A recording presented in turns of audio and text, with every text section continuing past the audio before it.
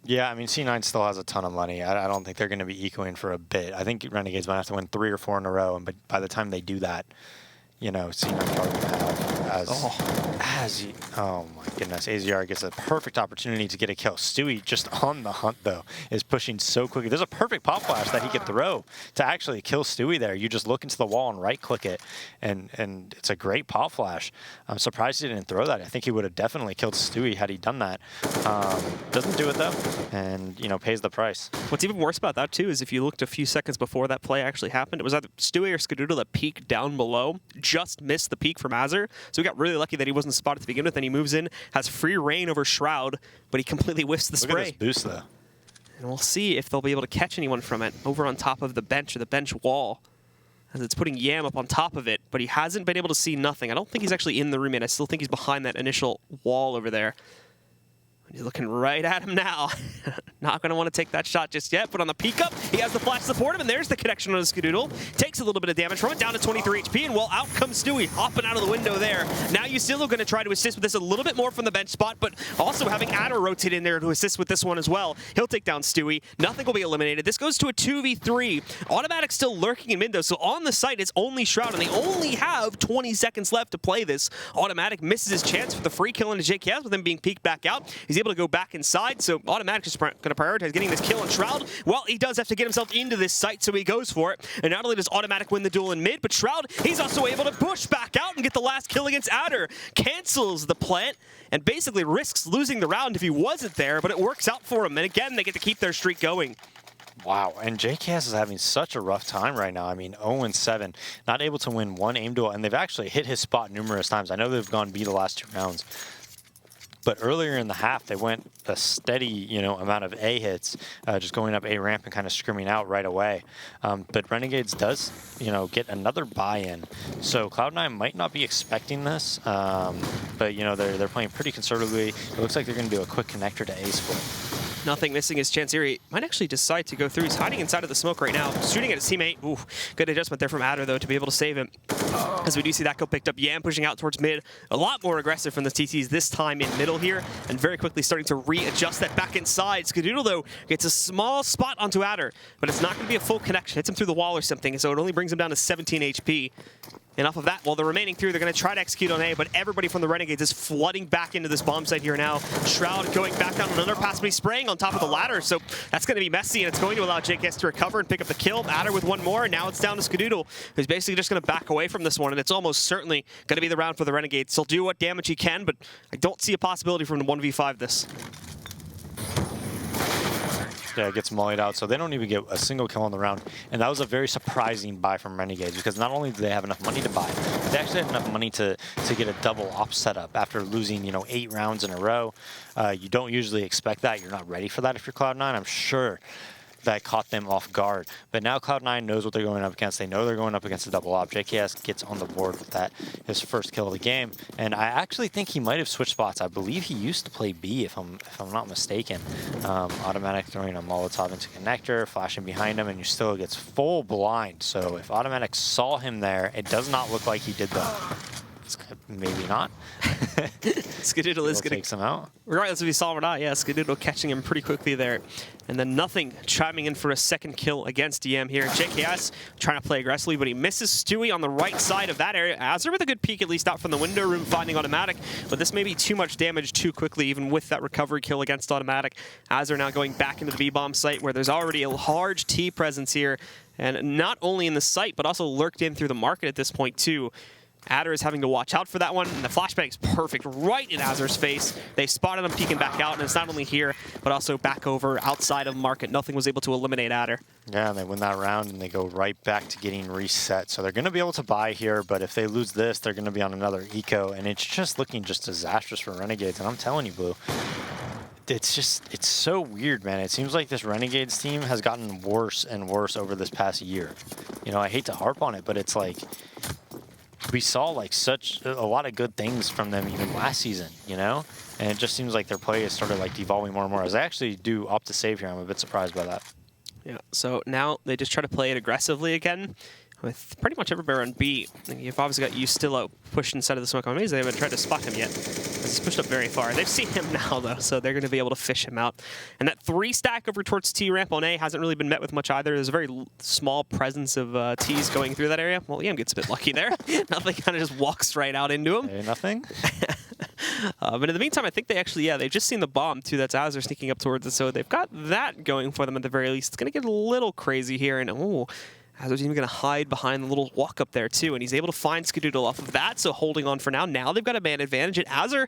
He's got it up with Armor sitting behind it as well, but Stewie will try to put an end to all this chaos as he does fall back outside of the T-ramp. He's picked up one. Rounding this corner, though, is going to be the toughie because that's where you have the opposition now from Azure. The flashbang going high doesn't connect. It does flush away Azure, but JKS was the other player that hasn't been accounted for yet. He was inside a Palace, so he's able to surprise. And now, all of a sudden, this is looking a little bit dodgy for C9 as we have Automatic and Shroud both trying to push back. The good news is that this is going to be the end battle right here. All 3 players are in this general area, so if they can still frag out, then they're going to be in good shape. But they've all picked up guns at this point, too. Shroud trying to push his way in. Automatic is spotting that kill over there in the hall as he picks that one up. And now Azur's going to be testing the 2v1. He's getting the support from JKS, but JKS is still in a CZ. Azure holds, traded out by 1, but JKS saves the day. And it's an upset round from the Renegades on essentially a full save. Yeah, basically a full save there. I'm not sure what Nothing was doing, just jumping out of the balcony. And Cloud9 doesn't control the map at all at A. I think they might have walked through A ramp and maybe Stewie was halls. I'm not sure. Wasn't paying attention to the mini-map at the start of the round, but regardless, I mean, they get a multitude of kills. I think it was 3 kills where no player from C9 even had a chance of getting the frag. Now Skadoodle posting up behind the top boxes here, waiting to see if he can spot anyone in a window, but okay, Skadoodle went a little bit faster than that. It's crouching through it for a second. It looked like the Molotov, so he's brought down to 3 HP, and he has to fall back. That's actually a small advantage, but a pretty big one, knowing nobody's behind the box, especially if Yam continues to op catwalk like that.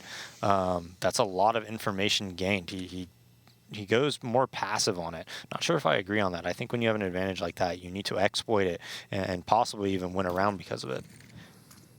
Because if he's opping middle like that, these underpass kills are really easy to get if you know that nobody's top mid. Well, we have Adder who's going to take a chance at them right now, but he's actually knocked out by Nothing there. So the response does roll in. Still a bit of a heavy cost to Nothing, which is going to be capitalized upon by Azure now. Picks up the second kill of this round, but Automatic waiting. They've got a double peek on this one, so him and Shroud are going to be able to handle that. But then there's Yam back over here on the catwalk. Finds Automatic, takes him down. But Skadoodle and Shroud are so heavily lit right now. 3 HPs, remember, from Skadoodle in the early round. And now Stewie, he tries to sneak his way back in over to this site, but it's not going to work out. And now we have a combined HP of 11 for the remaining 2 players on C9 here. Shroud tries to push in. He actually does spot JKS as he's trying to hide behind the box. And Skadoodle finds a long range shot over by the ramp, too. So they may be able to clutch this one out. Ustilo, though, could still put an easy stop to this one.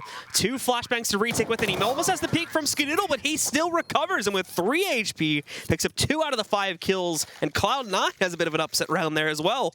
Yeah, I mean, almost no HP on Shroud and Skadoodle, but just great kill by Ska I mean, all 3 of the kills were pretty fantastic by Skadoodle and Shroud there, and now Renegades is just...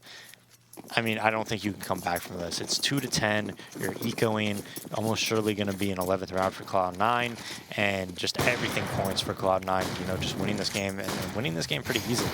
Yeah, this is going to be an even lighter eco than we had in the past round before when they already have an upset. They at least had CZs and a couple players bought up with armor in that one. But this time it's just going to be those upgraded pistols and the single CZ sitting on Yam. It's fast mid-control from Cloud9 in the first couple seconds here. And there's basically 0 resistance from the Australian side of things. They've gone aggressive towards the Palace and T ramping up, but they're not going to spot anything. Cloud9 went full, with the exception of Automatic here, in towards mid. So everybody having control here. And basically using this as a staging ground to execute into either site that they would choose to.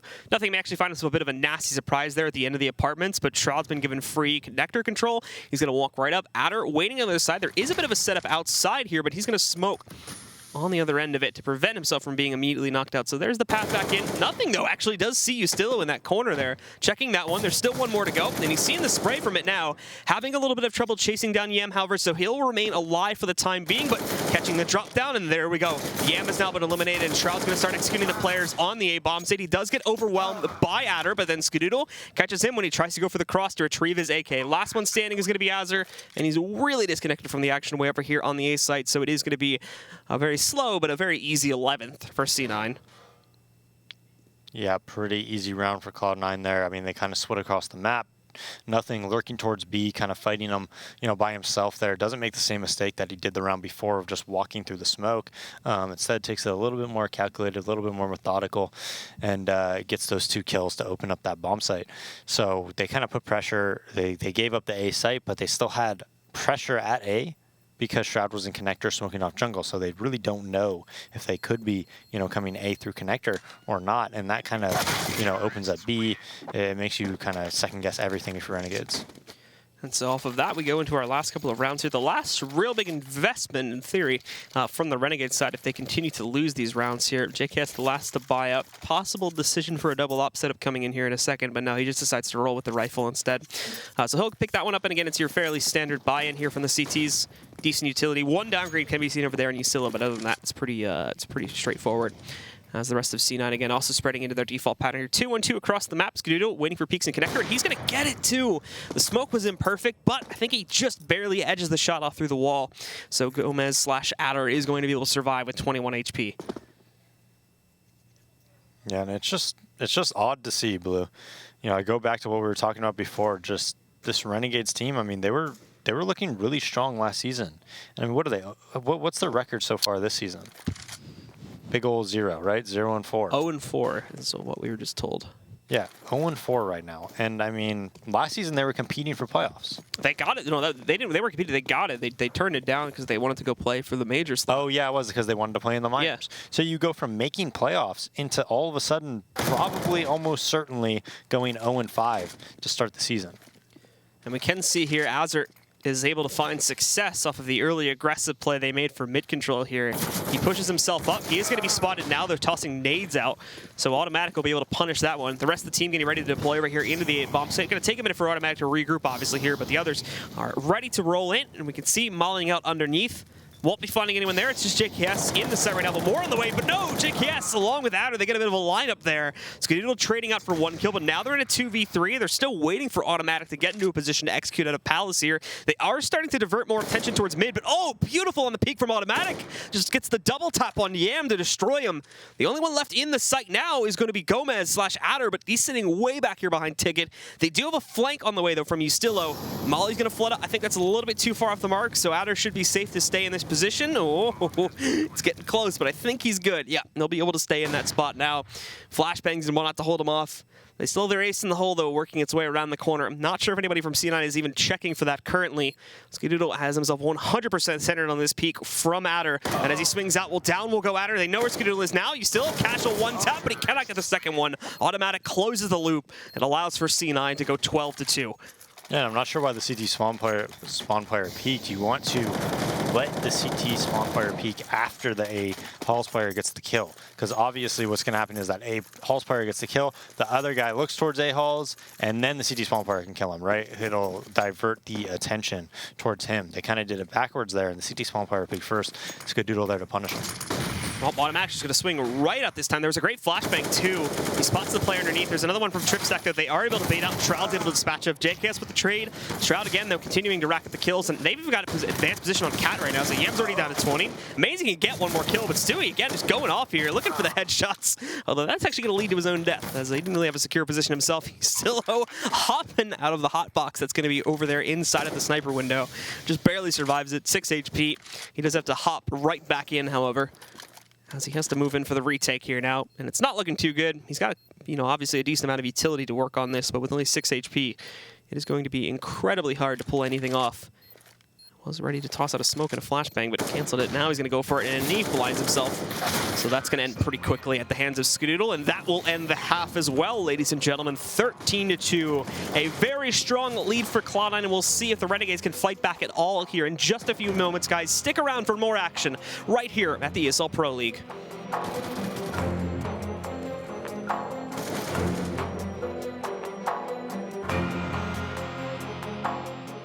ESL Pro League is brought to you in part by Logitech G, Pay Safeguard, Mountain Dew League, and ESEA.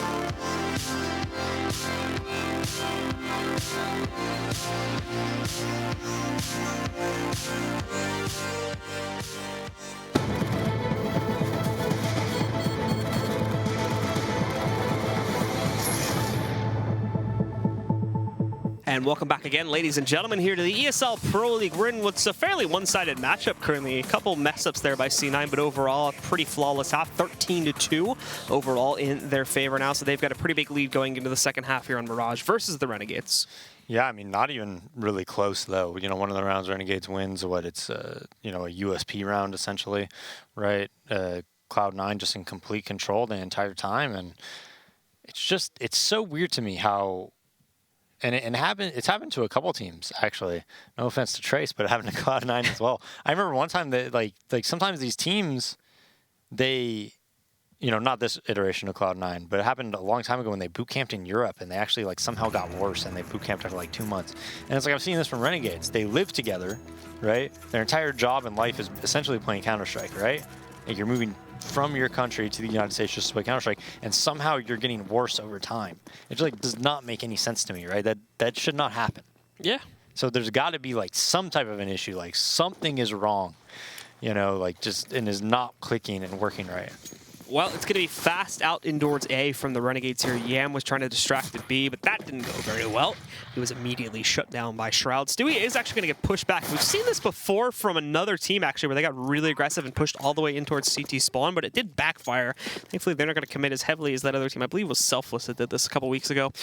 But now, they just fall back into the site, and this all basically turned into just a 4v4 retake here now for C9. They're keeping it quiet. Oh, up until that point, when Shroud walks right up, automatic, he's able to hold on, then counter trade it as he takes down Ustillo. Now we're still even, still in that nice little 3v3 position, but everybody else on the CT side is wrapping back out directly here through the steps across JKS from behind the trip stack. It's one, has the last two actually lined up here. Automatic has been able to trade, but not until after JKS got those 2 kills. Scududo found 1-2, but now this goes into a 1v1. Tapping the bomb. Adder, though, playing so patiently, hiding into the backside here. Automatic with the 1 tap, though, but he's not going to have enough time to defuse the bomb, so the Renegades will still win the pistol.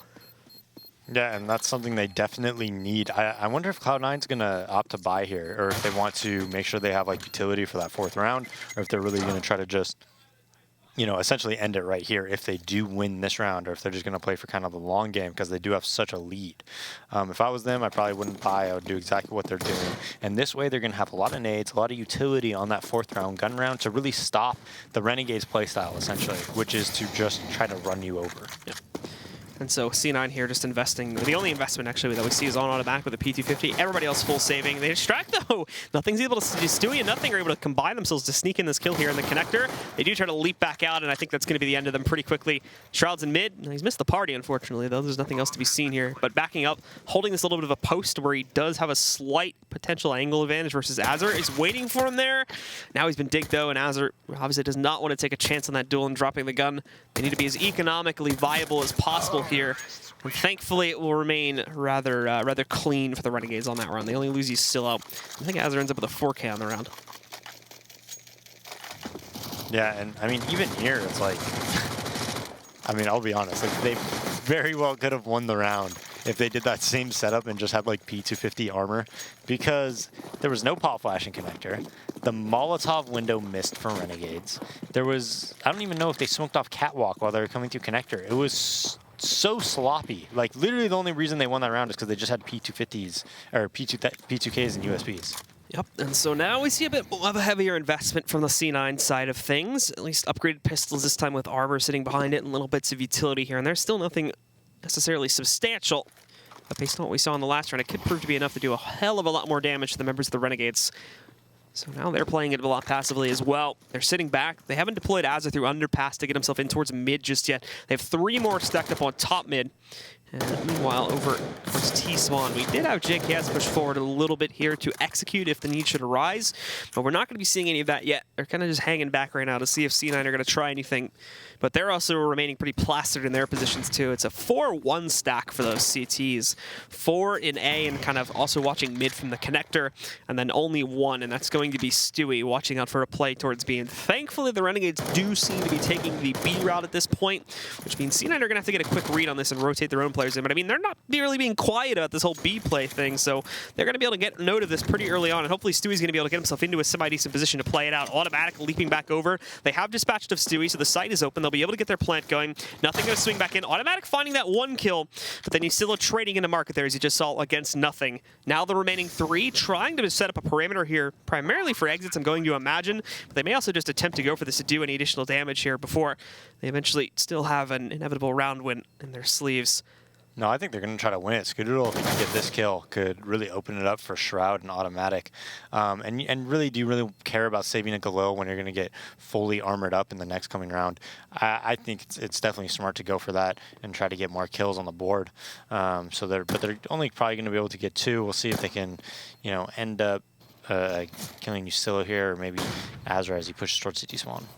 And Automatic just angling this one out. Nice shot from Yusilo. Mid-air headshot against Automatic to take him out, but Shroud also has the good lineup against Azure here now, so bomb will explode, and they are trying to chase him back down, but not too much to a certain degree, though, as we can see. They're a bit hesitant, actually, to chase that one out. So only those 2 end up surviving at the end of the round, and Azure, Gomez, and Yam all to reinvest here in the first gun round. Yeah, but I think Renegades, even if they lose this upcoming round, will be able to purchase in the next round. So as long as they get good kills, they could force Cloud9 on a save, either this next round or even if they lose this round and win the following round. Yam is going to deploy himself out towards top mid very, very quickly. Stewie is to be very careful about that peek. Was just giving himself out. That might have been for the bait against Yam, though. However, he won't fully commit to it, so Yam is going to remain quiet for now.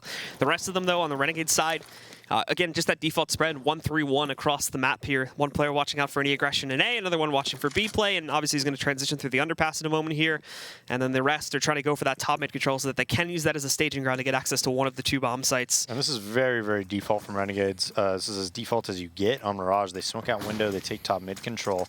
But the way Cloud9 is playing, Renegades should be able to execute into anything that they want, whether they want to do like a catwalk and a B split, get somebody set up middle, send for A, do a connector and A split, whatever they want. Cloud9 is kind of letting them have it. They do have a little bit of connector presence because they're smoking one-waying it, but even then, if they wait out these smokes, they should be able to set up in anything. So now they're actually going to fall back from mid entirely and wrap back around, I think, just into a direct A execute here, since they're a little bit hesitant to move in for that actual control. C9, in the meantime, still holds a lot of pressure on mid, so they will have to adjust into that one, as currently it's really only Skadoodle watching out for the site. Yeah, but this is good. I mean, they have a ton of nades. Cloud9's playing a retake setup.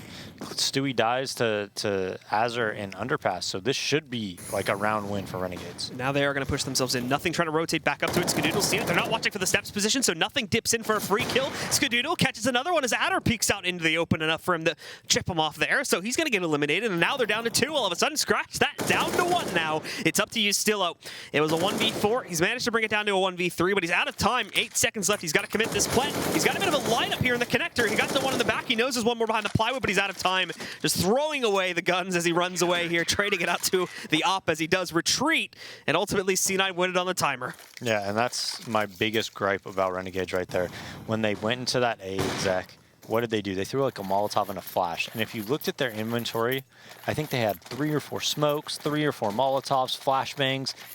They were in such a good position to just utilize their utility and kind of mess with Cloud9 and do whatever you want. And instead, they just go and just walk up into Skadoodle's off and CT spawn. Skadoodle sitting on a 16-8 record currently. He's going to have no problems at all playing it aggressively out here towards mid.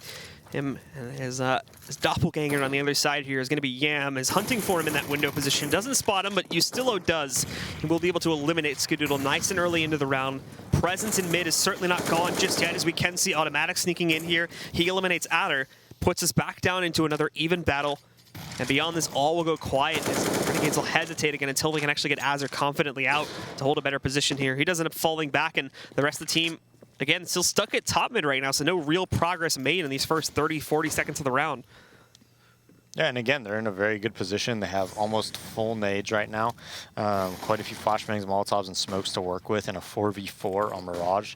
But having said that, we'll see if they could deal with this A retake setup, as they are having As they're walking to B, Shroud's in a great position to deal with this, though. They've used all of the CT utility as well here, so there's a single molly and a flashbang sitting left on Stewie and nothing. Stewie's going to take the first battle here. Shroud is able to spot Azur, so they know that that presence is going to be gone in about 5 to 10 seconds here, but they swing in. They have not accounted for the guy in jungle just yet. Nothing is free reign over it, but they've eliminated Stewie, so they've got that going for them. Nothing is having so much trouble finding the guy on steps, but Automatic makes this for free. Yeah. He's looking at the complete wrong direction. He spots another one back over there by the CT cross, and that'll be Ustilo now having to fall back and watch 2 angles at once, since JKS has completely abandoned his own position on the ramp to wrap back around over towards Palace there to hold possibly a better angle. Ustilo, nice spray through the box, but it's not going to do nearly enough damage as he would have liked here. Now he's going to be pressured in a moment. First up by Shroud. He's able to hold for that one, picking up the first kill. Now JKS is going to come into the flank. They'll be able to dual peek this one. Ustilo finding the kill. Nothing trading it, and Ustilo so low. Nothing needs that frag, but no, he cannot get it. Ustilo holds on with 2 HP and clutches it out for the Renegades with a 1v3. Yeah, great clutch by Ustilo. And whenever you play against Cloud9, you know, I think we've watched them enough to realize that they have a very, as they're going to be saving here, or maybe force buying because they're on double eco, so they might do that, which looks like they will do. And if they lose this, they'll probably save the following round. But anyways, they are so disciplined with their rotates that I don't think sending one guy at one side of the map to try to kill somebody and then executing on the other side is anything worthwhile. I actually think it's a lot better to have that player lurk, because Shroud never rotates. If you ever watch Shroud, he just never rotates until he sees bomb, until he's 100% sure he should rotate. And the same with the others. They play very disciplined. So I think if you play against Cloud9, if you're a team watching this, you shouldn't do that. You shouldn't try to 4-1 with the one person trying to take, you know, an aggressive stance somewhere. Which Cloud9 does all the time, by the way, on their T side. But Stewie gets a 1D on Catwalk, making it 4v5 right away.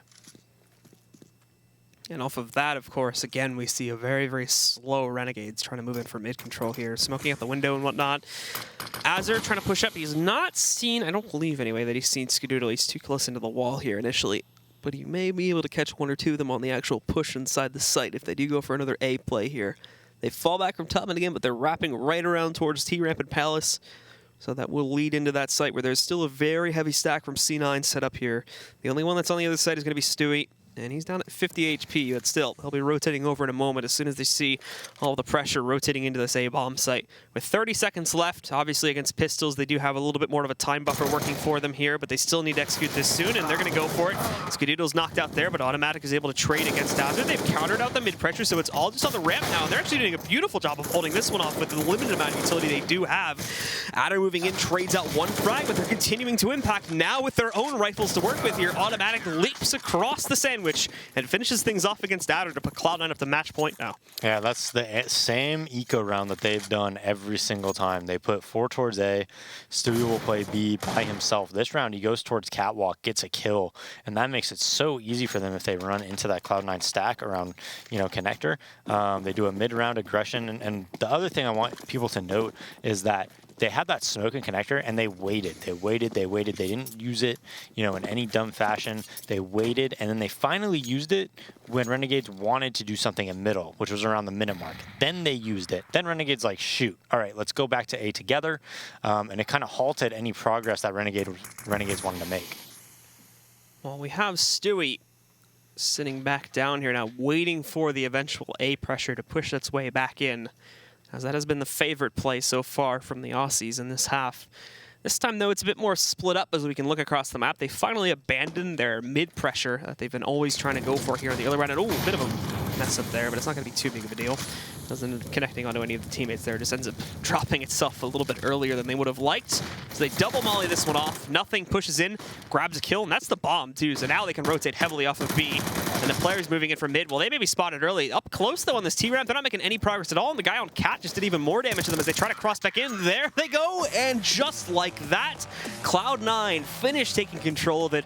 And I believe we'll end around 16-6 as the final scoreline there in the favor of C9. Again, very one-sided. We saw a little bit of fight from the Australians there in the second half, but definitely not nearly enough to make a comeback. No, and I mean, again, we're seeing very similar things from Renegades, where if you look at that game and you look at how Cloud9 uses their utility and they really get the most out of it, right? I think SK for me is probably the best team in the world at using utility properly, but Cloud9 kind of takes a lot from them and they use their utility really, really well. And Renegades does the complete opposite. Almost all the utility that they purchase, the nades that they use, they don't use them, they don't utilize them correctly, and that's like the major difference between these two teams. And if you watch that Mirage demo, I think it shows a lot of the Renegades' deficiencies. All right, guys, so we're going to send it back over to our analysis desk to break down more of map number one. Map number one. Stada, take it away. Map number one. All right. 16-6 for Cloud9 there on Mirage. I mean, probably how we forecast it going, about the appropriate scoreline. Yeah, and it didn't even look like it was going to get to that point. At one point, it looked like this might be a shutout. This might be a 16-2, 16-3. I mean, a 13-2 first half. Just absolutely unreal performance from Cloud9. And again, a lot of mistakes right now coming in from Renegades. No, absolutely. Let's look now at, really Stewie capitalizing on the misplay there of Renegades. Walk us through this one, Bach. All right, so you can see it's a 3v2. It seems like it's a situation that Renegades should easily cap off. Stewie's in B apartments, and he's got the bomb. He's falling back towards the TV room. Decides to double back and go towards B. His teammate all the way over on A. That's Skadoodle. Both of these guys are pretty low on HP as well. Skadoodle sitting at 9 and Stewie sitting pretty low himself. Skadoodle now sitting in T-spawn. Is going to pick one off, rotating in from behind. That's Azza going down. Now, Stewie has to, plant the bomb in the site. He has no cover from his team. So he has, if there's a player from Renegades here, they kill him, and it's a 1v2 with Skadoodle halfway across the map. That's a round for Renegades. Instead, for whatever reason, with the way this went down, with Skadoodle finding that kill on Azza flanking, they assume the bomb is A for the longest time. And once they finally realize the bomb's not there, they've already lost so much clock time to work with. And the bomb is planted beautifully here for C9. There's really little that Renegades would be able to do. They've got a nice flash set up. They've got Stewie and Skadoodle both on catwalk, and once Skadoodle gets there, that's pretty much the deal breaker. Renegades has already started rotating away. And absolutely big ups there on Stu to recognize, what he could do in that moment with them sort of, passing by. And he obviously is able to get there and get that plant down. Really smart play from Stu there. Yeah, and that was something that we had kind of profiled coming into this game. As much as people like to highlight his statistics and his performance in-game, his mechanical skill, also very bright, a student of the game, so to speak. No, absolutely. Cloud9 was able to go up 8-1 on T side. Pretty much hardcore uncontested there, especially when you see rounds like that pan out. This Cloud9 team has never been a huge fan of playing Mirage, at least back in the day. And then to see them kind of, hey, we'll give it a go, right? Yeah. And then to come in here and say, all right, well, we're playing Renegades. They're not doing so hot. Just come out. And I believe in the words of Mr. Stromberg, they pulled it out. They whipped it out. They whipped it out. Sometimes you just have to whip it out. That's according to him. I mean, a 13-2 first half from the T side, not from their CT side. So Renegades is on the CT side. They just could not manage to stop what was happening. And a big problem, too, was money. They just couldn't get their money in order. Let's talk about round 12. Cloud9 coming in here in a low HP, winning a 2v3. Walk us through it. I mean, at this point, Stewie drops in. He sees the nade come out from JKS underneath the balcony, so this should be a round for Renegades. Again, they've got the numbers, an 11 HP total between Shroud and Skadoodle. Shroud gets the kill on the guy behind default box. Skadoodle suddenly picks off the man CT, and now it's down to Ustillo. And even still, this should be a winnable round, just given the health. He's got double flashbang, but it goes back to what Dazed had said. He doesn't use it. He just peeks out dry, tries to catch a player running off of a default box, maybe going underneath the balcony. And as a result, Cloud9 grabs a round that maybe they shouldn't have won. I think the obvious pitfall here for this Renegade team is they're just very disorganized CT side. Obviously, you can't... You go down 13-2 on your CT side, and then, you go into the second half, and it's more than an uphill battle at that point. Yeah, I mean, they had a mountain built in front of them that they had to climb over, and they just never had enough time. It looked like, obviously they struggled a lot there. I think that disorganization obviously left them. You'd see guys fighting 1 versus X situations where they really didn't have to, rather than wait on their teammates and rather, use actual team play. Yeah, there were some points where communication seemed a bit off. Like there was a round earlier where Dazed had highlighted this as well. They have a man in Palace and a man CT slope, and he's pushing up CT. He decides to shoot from CT before his teammate from Palace peaks. So rather than bait the player in sight out, the guy CT peaks, he dies, and now it's a 1 versus 2 for the man in Palace. So even though the guy in Palace gets a nice one tap on the man, I think it was Skadoodle who was triple with the AWP, he has no idea where that last player is. He has no intel because his teammate died before they could figure anything out. Okay, well, that's not all she wrote there for Renegades. They're going to get a second chance. We're going to go into cash after this commercial break. Make sure you guys keep it tuned in right here.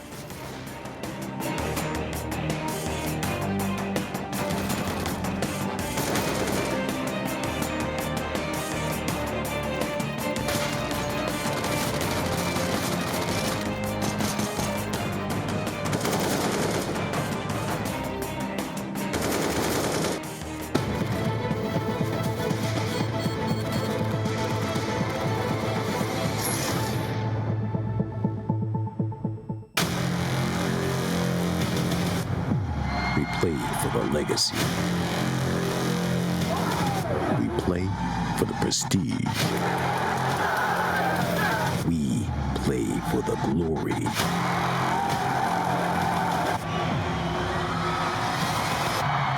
We play for one goal.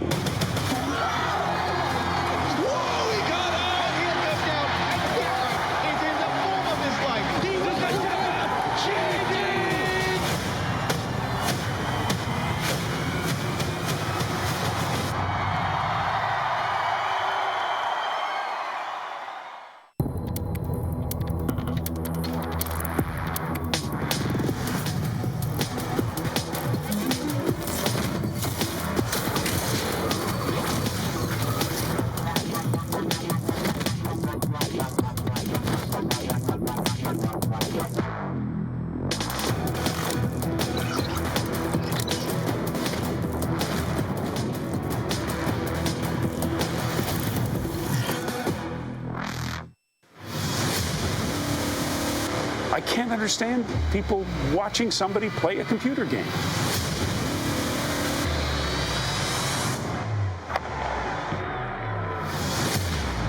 It's still not a sport. It shouldn't be on a sports network. But I don't know if athlete is the right word.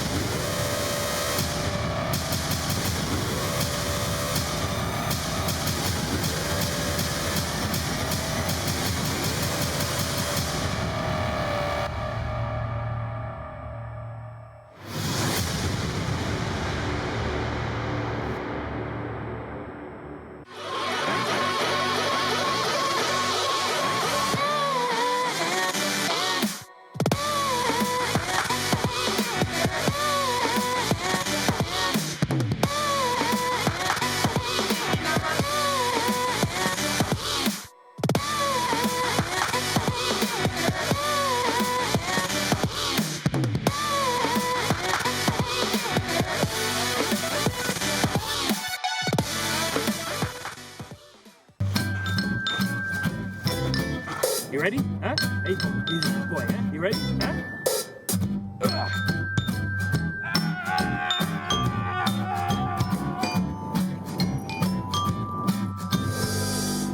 Start your esports career now at play.eslgaming.com.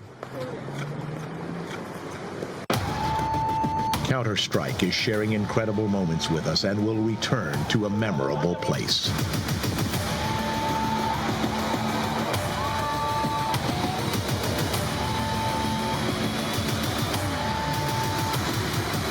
Get your tickets now at proleague.com/Dallas.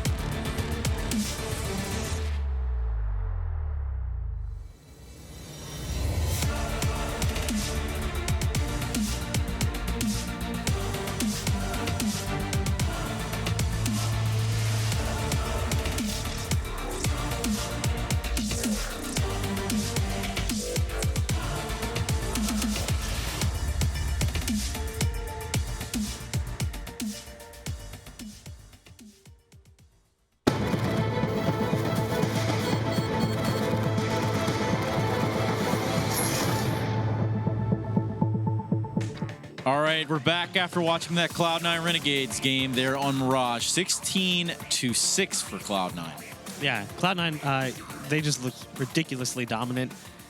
Almost in the same fashion when they took 25-1 to the road to the Pro League Finals last year. But we're not going back to last year. Let's talk about going to the Pro League Finals this year in Dallas. Get your tickets right now at proleague.com/Dallas, where you can probably see Bach there and play with his beard a little bit if you want. I mean, if they want to have a booth, I'll charge $1. I did tell you about my experience, right? A woman who may or may not have had one too many that pet my beard at a store where you buy more of what she had already had too many of. What? I mean, gummy she just bears came and, up to me. and She candy said, and "Can cookies, I?" right? She said, "Can I?" And she just started touching my beard. Outstanding. Well, let's talk about some of the cash you spent in there, but more so the cash that we're going to have played out in front of us right now with Renegades and Cloud9. Obviously, Cloud9's still the favorite to go into this one. And I think at this point, it's much more so of a just overpowering entity that Cloud9 is in the server right now. Yeah, I think just in general, like Renegades made a lot of mistakes. They definitely didn't look like the team that made playoffs last season. But when Renegades had everything they needed to win a round, like a 2 versus 3 with the HP advantage and positional advantage, Cloud9 was still winning, and it was all off of individual talent. Like, there's no reason why Cloud9 should win a 2 versus 3 with 11 combined HP. Well, standing by to give us more analysis on cash with Cloud9 is going to be Eric DeBear Stromberg, who's going to be rocking an American accent this time around. I'm absolutely sure of it. Take it away, DeBears. Thank you, Stunna. We're going to take a look in Cloud9 on cash, and we're going to see what they do against NIP on this first gun round. Now, as you can see, this is the 4th round, first gun round. They want to win this round. You got Cloud9. Looks like typical B hit. But one thing that they do a little differently from most other teams is they completely smoke off checkers and ignore it. They don't go in there because, one, this person vents like Forrest, who just he had to kind of force him to push through the smoke, try to get the kills, is that if you take over checkers room, you're going to get crossfired on if they're in vents. It's very hard to peek towards vents and to peek behind you at the same time. So so Cloud9 is like, no more. Just ignore it. Let's just forget about checkers. Let's just take in the bomb site. Let's just smoke off and Molotov everything else, completely ignore checkers, and it works so well that they took away the risk of clearing checkers. They waited till they take the B-bomb site and then clear checkers, because there's a lot of crossfires these days where there's a guy vents and a guy behind the checker room box. And so very nice played by Cloud9. And back to you, Stunna. Thank you to Bears. Awesome. Per the usual, still no tracksuit, but still no. Yeah. It happens. Now, to focus a little bit more here on Cloud9 on cash, obviously they're the more dominant team going in the server. We've said that about 50 times. But what more can we expect out of this C9 team going into this one? All right, so if you remember, we watched them play against Winterfox recently, and what ended up happening was Cloud9 got super aggressive. Stewie's opping, he's pushing B. Nothing is winning clutch situations. It was just consistent individual play that was getting them round wins. Basically, exactly what we just saw on Mirage. Well, I think it's definitely one of these situations where Stewie has to come out and he has to just lay it out on the table. And to bring us that action is going to be the Blue and Days combo. Take it away, Blazed. All right, yeah, thank you very much, Stunna. We are getting prepped for our second map, but it's back to the usual maps here in the North American side. It's cash again. It's going to be the Aussies versus the North Americans once again, as well as Renegades going to take another crack at it here on cash. Yeah, and I think cash, there's been times where they've been pretty impressive on cash. I remember seeing them do A executes, getting on the boost, throwing really nice nades from the boost box towards highway and A, and then like faking A, bringing people out on the boost and kind of pinching towards A and things of that nature. But that comes down to using your utility properly. And you know what?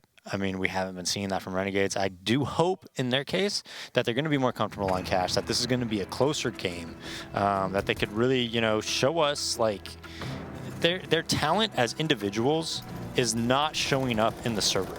I know how good these guys are. I've played against them. I've played with them in Rank S and whatnot. As individuals, they're very technically sound, technically talented. They just need to play that way as a team, use their utility properly as a team, not make these individual peaks and mistakes that we consistently see all 5 players really make.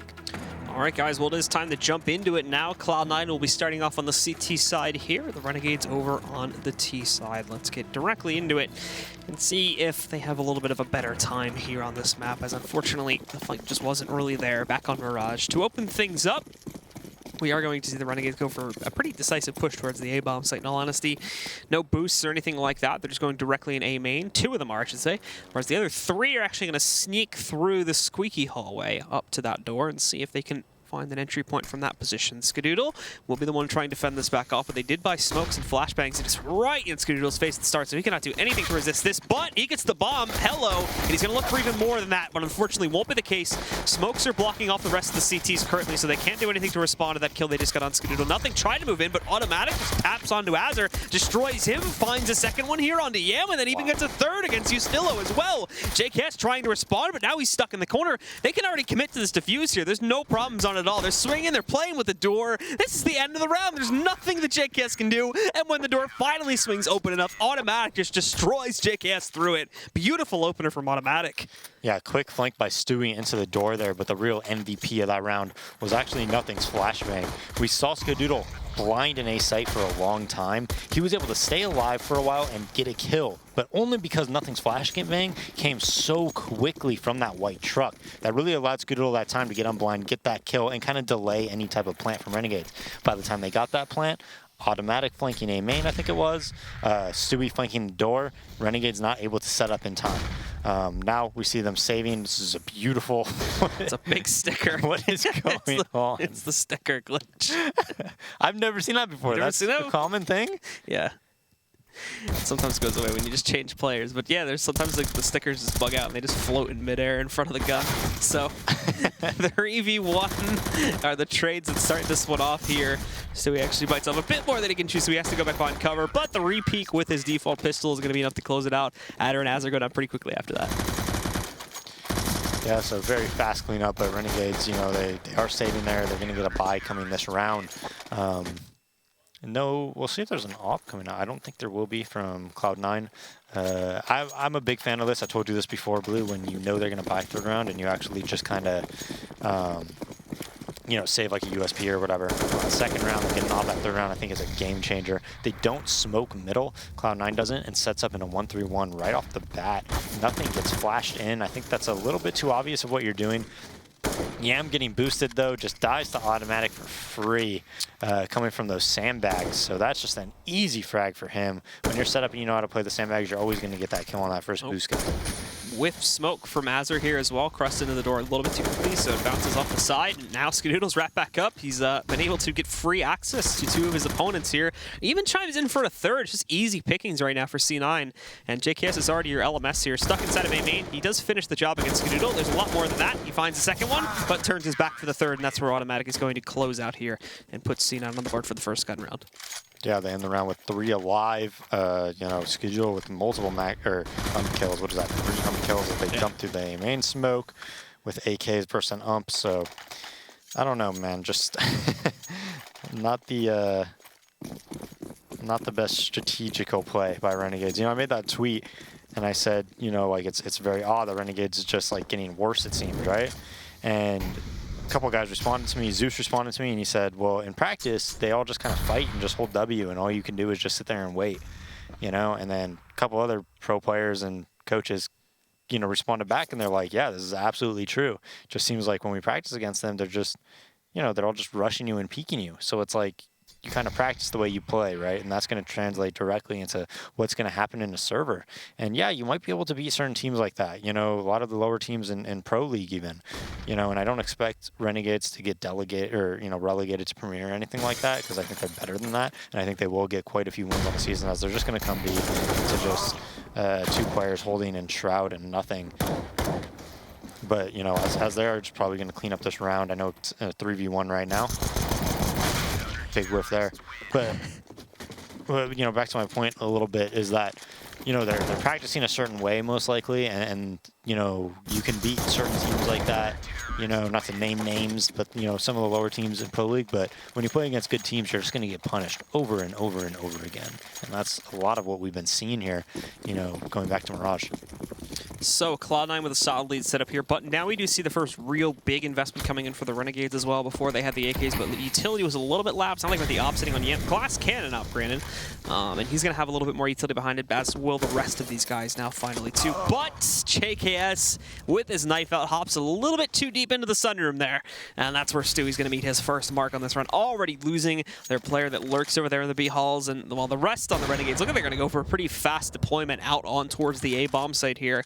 As they're stacking up towards it now, the bomb's even grouping up with them here. Kadoodle certainly expecting something here as he's deploying flashbangs and whatnot at just the right timing. Smokes him over top, but actually Yam, a nice spot there. He takes him down. The smoke did still go out, but they don't care. They're going to push through that. And Azur also finding nothing up on top here on the rafters, so it's good opener. They've spotted Shroud back over on the truck too, but this time he finds his mark. He's able to take down Usillo as he's attempting to jump back on top, so it's been even back into a 3v3 as the others are wrapping around it. The bomb's only just now gone onto the ground, so they have time for the retake if they want to go for it.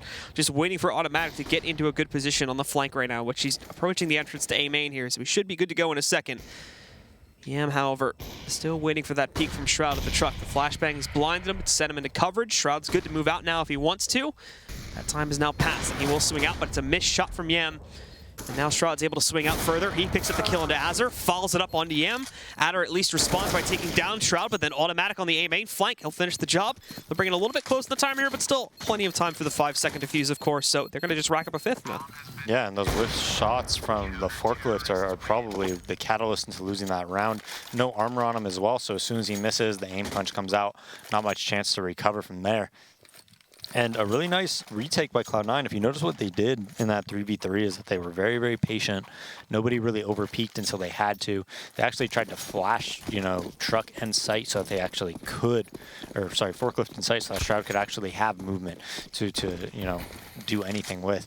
Now Renegades buying again with a quick, you know, 5-0 start for Cloud9. No smoke on the A main. And the other thing I want to say about that round is that I didn't know you could die from where Scooter was throwing that smoke. I actually throw that smoke all the time after I spawn from quad. And I'm like, how did he die there? Maybe he was pushed up a little bit, you know, forward to his left, or, you know, not fully back against the wall or something like that.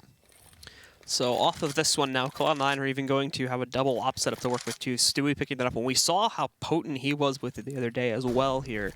So it's certainly not going to be something that you want to underestimate, is the power that Stewie can bring to the table with that up. And I mean, even at the white box position, this was his spot to play. Yesterday's matches that they were in, Molly's over top is actually great because it just isolated Yam. He's stuck here on his own now. He'll throw the bomb actually back down for very obvious reasons. Stewie, though, adjusting his position away, but peeks up in time just to spot that push. He misses the shot itself, but he still knows that there is a presence here. He's going to play it back a bit more passively, though, expecting someone to peek from that main garage door, and he may actually get that in the form of JKS. It's all very, very hesitant, though, and very, you know, sort of not really put together very well on the Renegades side. They do call off the boost. They all go back down. They're still in a default setup with 35 seconds to go, so they need to do something here soon. It does look like, again, though, that there isn't really a decision being made. It's going to go into the A-bomb site, but players are split up. They kind of have this haphazard mid-play coming back out, and they've yet to even execute out onto the actual site just yet. They're hoping for this mid-control, but Stewie is free. He's got free ground to walk right up. Stoodle pops all these players pushing out for Squeaky, and he's already got two. Looking for the third down. He's going to get it against Yam. One more in the corner, and it's into the hole with him. Skadoodle gets the big 4K, and the Renegades get nothing out of that round. That was so sick by Scott. Oh my goodness. Only things that he could seemingly do. And Stewie, again, this is kind of like a mirror of what we saw last night, you know, when he was playing against Winter Fox on Cash, right? Just out in the open at Highway, playing super aggressive. He made it 4v5B. He just made it 4v5 in middle. Just not getting punished for these very, very, very overly aggressive moves. Yeah, so Stewie again, just waiting for that boost. He's actually going to be chased out there by Azur this time as they do catch him with a flash, and he's not able to get back behind the white box quickly enough.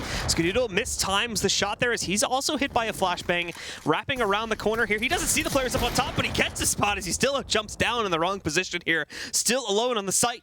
And at the other end of the red box here, well, Automatic's going to swing up on the other side here. He finds Azur, drops down, catches a second player in mid. Yam's out of the picture here now. It's down to Adder and JKS. Adder holding on for one more frag, but that's going to be it. Skadoodle nothing. Close the door, and Cloud9 go up 7-0.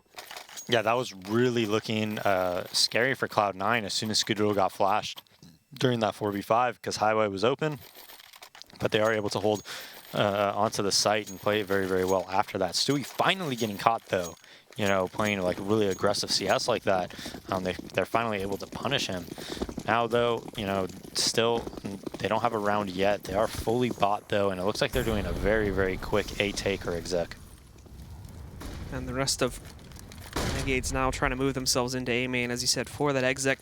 Cloud9 aren't even in the site. They're playing basically full retake right now. And they've got aggression possibly on the counter boost too, so they could put a pretty quick stop to their numbers if they do move in. And it's partially a flubbed flashbang here. I'm actually surprised Sudo even missed that shot. Misses a second one too, so he lets them all in.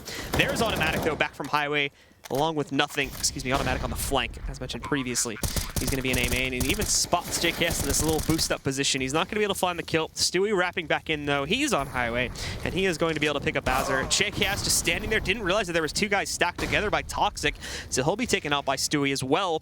Now Ustillo is sitting over here, boosted up on top of one of his teammates behind the quad position. It's Adder and Ustillo that find 2 kills. One more trade from Stewie, but Adder picking up an additional one. Now he's got a 1v2 to deal with. They're going to double peek him. Stewie's going to finish the job. He'll grab a nice 4K on the round, and Cloud9 continue to push forward without a round on the board for the Aussies. Yeah, and I mean, they're very lucky that they even got into the site in a 5v5 scenario. I mean, I know it was a retake setup, but the botch smoke on Highway, it just, things like that are inexcusable to me. You know, when you're in the Pro League and, you know, you're coming from a different country, you're playing Pro CS for a living, and you're missing like a Highway smoke like that. Scoodle should have 2 or 3 kills there on the cross. You know, they're just lucky that he wasn't able to connect on those shots. But anyways, the retake once again coming out from Cloud9. They're able to just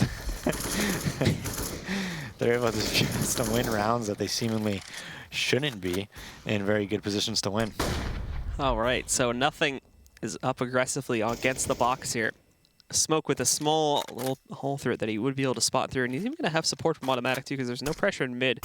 So he was able to get all the way up to the vents and drop down if he wants to. He reapplies the smoke and is going to take up an even more aggressive position now. They're holding back, waiting for the bomb along with Yam to rotate over to this position so that they can actually make a bid for this. But they still have 2 guys deployed in A main and Squeaky Hall to try and execute on an A as well and possibly try to throw a bit of a fake.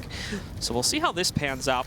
Still obviously plenty of time left, so we could still see quite a few of these players change positions if the need should arise. But Skedoodle, he knows something's up. He actually misses the no-scope up close here. He's still looking for that player, and he's spotted by Azure, so they swing back around. More on the Highway position. Stewie's going to catch that trade, but then Yam finding another one here onto the B bomb site. It did work. The fake did pull an additional player off towards mid, and so it was only one guy on B they had to kill. So they get site control in that regard. They still have Ustillo sitting here on A, and I don't think he's been detected yet.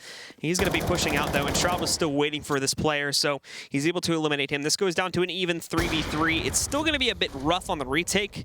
You look at Cloud9, all 3 have kids, so they have the extra time, but in terms of like utility and whatnot, 2 flashbangs to work with here. Stewie's going to toss his back in. That's his spot. He does see the butt of the rifle, but Gomez is going to be able to push in, takes down Shroud up top. Automatic still alive here, saves his teammate's life, and combos in for a second kill against Adder. So now it's just down to Yam, but they're running low on time. They need to get the heck into this site. Yam, instant headshot, but he looks away. Thankfully, finishes the job, though, and is going to get that last kill against Stewie, but was almost lost. Yeah, but Cloud9 didn't need to win that round. I don't even think when they were in that 3v3, they were really even hoping to win the round. They were just hoping to get as many kills as possible, because now they could just put Renegades on a save. I mean, you see, they're just going to have AKs and op. They're fully bought here, but if they lose this round, they're going to be down to 1,400, and Cloud9 will probably end up 11-1 before they even buy again. So Cloud9's, like, if you lose a round, that's how you want to lose the round. Yam peeking middle takes a 73 damage op shot, you know, by probably Stewie there, I would assume. But that's how you want to lose a round. If you're going to lose a round like that, you want to lose a round where you could just reset them. And now we'll see if Cloud9 is able to do what they you know, want to right here. Stewie goes up to the boost. They haven't made noise, so this may remain a secret, as no one, despite the fact that they were close to both Squeak Halls and A-Man, I'm not sure if they made anything that would give it away. They'll be positioned up here for right now. Beyond this, it's aggressive in the checkers room over there on the B-bomb site for C9 as they're holding, and they've even counter-boosted nothing up to watch out for mid presence. It's been a while actually since we've seen an active attempt to take mid control for the Renegades. They've been actually shying away for it and just going for your default executes here into A main and not really wanting to use the highway pressure or anything like that to get themselves in. They may have gone vents once or twice, but that's about it. Beyond this, it's been fairly straightforward here from this T side, and it seems like it might be the case yet again. As I say that, though, they did just boost Yam up on top of this spot, and he may move himself in between. Skedoodle is going to be tested. Normally, it's Stewie playing this spot, so Skedoodle will have to see if he can work in this environment as well. The Molotov moves in. It halts Adder from pushing back out. Gomez at the same time sitting inside of here. Adder, this is, excuse me. Yam had gone down from his boost up position, so it's really just Adder peeked back out. Azure does come in to sort of correct the situation after he loses Adder, but then Skadoodle moves in, trades out Azure, and we can see JKS pushing back in. Stewie knocking out Yustillo. JKS has this position in the site, but I think Shroud's looking out for it. The flashbang is not going to connect, but now Shroud knows he's sitting in the bomb site. The bomb itself is still at the entrance to the garage, so he got B control, but in the meantime, Yam's sitting back in like T-spawn right now. I mean, he's saving, obviously, at this point, and JKS has kind of just walked into the site and is going to kind of awkwardly back out as the time ticks down to 0 here. Yeah, and that makes the money even a weirder situation, right? You have 3 players getting 1,400, 2 saving guns with an op and an AK. So I'm assuming they're going to buy Tech 9s here to, you know, try to just support these guns. I think it's too late in this game to save in a situation like this. So you're going to have to work off Yam, maybe hope he could get an entry, and then you could swarm the site with the Tech 9s and win some type of a retake scenario. But it's not too horrible of a buy. I mean, you got 2 Tech 9s, 2 AKs, and an op, but you don't have much utility, just a few flashbangs, a smoke, and a Molotov. So Renegades here aggressively peeking A main. You know, Cloud9 in a strange setup that you don't usually see at the start of the round. 1 around, you know, 2 around highway, 1 at the top, 1 at the bottom, 1 into A site. Well, we've got Yam getting ready to deploy out onto the site itself here now. Time getting, it's a little bit early on, of course, but Yam, he's able to bait automatic into the open. They catch that shot, then Stewie's going to toss in the smoke. That locks out the guys inside of Squeaky for right now, and he'll hold the close angle in the event they do try to push outside of it. His gaze, though, does shift a little bit closer towards A main, and he's been gravitated towards this before. We've seen how well he's able to play aggressively inside. Normally, he does have the support of a team flash or something like that, though, going inside of this one, so this would explain why he hasn't actually pushed for it just yet. Nothing along with the Skadoodle in proximity, but again, their focus has also shifted. They're worried a lot more about mid right now, but this position could catch Renegades off guard if they do move in to redeploy here in a second. And there's been nothing else at mid yet. C9 have not had a reason to push back either, and I'm not sure if that was it. Flood Wonderlot, it looked like glitched for a second, so bit of a mistake there, but he's still able to combo in for 2 kills. Adder and Yustillo both go down. He's hopping out of the way. Azure had pushed in. He had a free shot against him, but I think he got hit by a flashbang and went behind cover instead. Taken out by Skadoodle, and now Skadoodle just sinking the shots again. Yam goes down here now. It's just JKS up to line. Flashes abound against him. They didn't see him in the corners, so Stewie a bit of a mess up there, but thankfully nothing corrects that before it goes any further. Yeah, that was a 4v5, and now Renegades ecoing here, I'm assuming. Only 2,000 on each player, but I think he tried to Molotov and was hoping it would go through the wall, actually. But they actually fixed that a while back in some updates, but that would have been... I was thinking, I'm like, there's no way this works, right? So I think he was just messing around, seeing if it worked. So as the Renegades go on to a full eco, to be honest, we won't expect much from them in this round. They have not had the best track record when it comes to playing out these full eco rounds and doing really any damage at all to their opponent's side here. We can see they just go inside of A main. The few players that were pushed out towards B in the default stack are now going to be grouping up with them in a moment here too. So it looks like they'll just try to play this out onto the A bomb site, and if it doesn't work, then whatever. Nothing's actually the only one here at the moment. They've got a lot of pressure in mid and over in the B bomb site, but there's not a lot of defenses set up here on A, so they're probably going to try to rush into this one here, and they might have a run boost there to possibly get themselves in on Yustillo. No, I don't think so, actually. Just having Gomez up on top, so they jump themselves in. Molotovs and 1 are thrown onto the site, and Skadoodle gets the double. Azure and Yam both go down, nothing at automatic, chiming in for those 2 rifle kills, and it's just Yustillo in the corner. They know he's here.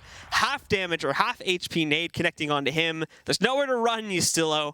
You might as well just run out and give your life away, but oh, maybe not. Hiding in the corner seems to have worked out. He gets the triple tap headshot onto nothing. Down at 19 HP, though. That's the only kill he's going to get, and automatic will end the round right there. Yeah, 11-1. Cloud9 making quick work of Renegades on this CT half. Nothing to really, double. Yeah, nothing to really be proud about either if you're Renegades right here. It's not like one of their players is really performing very well. I don't think any of them even are in double-digit kills right now. Yeah, not a single one. 7, 6, 3, 5, and 5 again are the kills there across the board for the Renegades at the moment.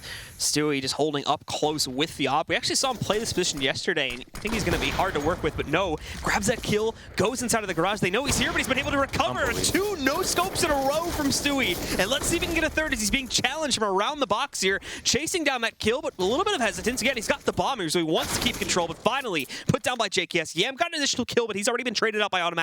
And now Azur up on the bomb site here, sneaking up. He does manage to find Skadoodle, so this goes 2v2. Now 2v1 as JKS grabs another kill from mid. Shroud all of a sudden has to rotate off of B and group up, but he could drop the bomb again here if JKS doesn't expect him. He does, but it doesn't matter. Shroud gets the kill. Now there's still a minute on the clock, so Azur has all the time in the world to play with this. But still, it comes down to a 1v1 battle here as Azur is sneaking back the remain, and he was loud about it, so I don't know if Shroud heard a footstep or not, but he's adjusted to it. He's prepared for this peak, and he's got the perfect lineup about it. He gets the 1v2 clutch, and Cloud9 continue to push forward yet again. Telling you, man, Stewie 2K, the Hulk Hogan of NACS, he's just running wild out here, man. Just running wild. He can do no wrong. Can't stop him. Like next to mid main with an op, running around through smokes, never punished, just runs wild. And so Cloud9 continue to be basically unscathed overall in this entire matchup. Just a few slip-ups that the Renegades have been able to gain advantages upon, but it hasn't been too fantastic. They're 12-1 down as we go into the last 2 rounds of the half. They're on a Tech 9 buy, and hello, there's 2 deaths already. Adder did catch Shroud as he was a bit overexposed here. And, well, what's this from Azur running out? They didn't account for that one, so he strikes in with a second kill, but Automatic again with these aggressive pushes stops these T's from going anywhere. Shot by Automatic. That was really, really smooth on that 3rd kill. And off of that, we go into our last round. Will be a full investment from the Renegades, but that doesn't necessarily mean anything at all, as their actual execution one have still been very lackluster, and they haven't led to a whole lot of success, except for on 1 round. When Stewie ops like this, it's kind of like JW in his prime, like a couple years ago. That's like kind of what it reminds me of, you know? It's just like puts himself in these ridiculous positions, situations, but he always comes out and is successful. And really the reason he's able to do that is because, to be honest, he pretty much knows what you're going to do kind of before you even do it. And that's why he's able to do that. He always knows what's going to happen, who's going to peek that area first, whether he should do, you know, be looking this way or whatever. And just such fast, quick thinking whenever he's in like a chaotic situation as well. Yam, as we saw there, got himself a free shot onto nothing early on, but he whiffed it. Now the flashbangs they go out, and look at this, it's free for nothing. 3 fast kills. He gets traded, but clearly the damage he done is worth the trade, as everybody standing inside of that teammate entryway just gets absolutely decimated. It's down to JKS and Adder now to try and make an effort at this one. And we'll see if they can try to do it here. At the very least, they wait for Automatic to come back into defense. That's actually been a sort of a common play for him. So they're able to get a read onto that one and counter it back out. But there's still everybody essentially waiting for them to push into this B-bomb site. You've got Shroud stuck in the tree room right now, who has a smoke to allow him to push back in on the other side of the ramp leading up to the platform. They still have not gone into the site just yet. And they also have Stewie lurking outside of the mid garage right now to watch in case they try to go for mid control. 2 on B. Skadoodle quite hesitantly though, and he could very quickly fall back and wrap up towards A. But they are going to bypass mid and just go all the way around towards A main, which at the moment is clear. They will need to start moving in a second though. Keep on the timer, only 20 seconds left, so they've got to get themselves up to the site sooner or later here.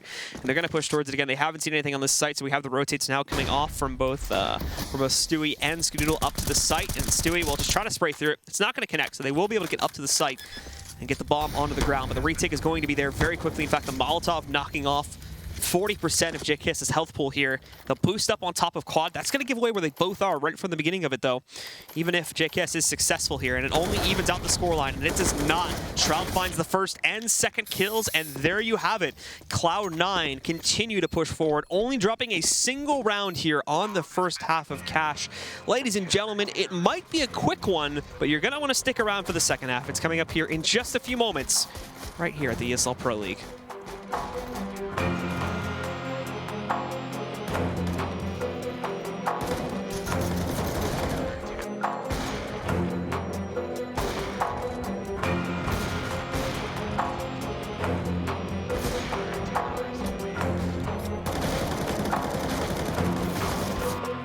ESL Pro League is brought to you in part by Logitech G, Pay Safeguard, Mountain Dew League, and ESEA.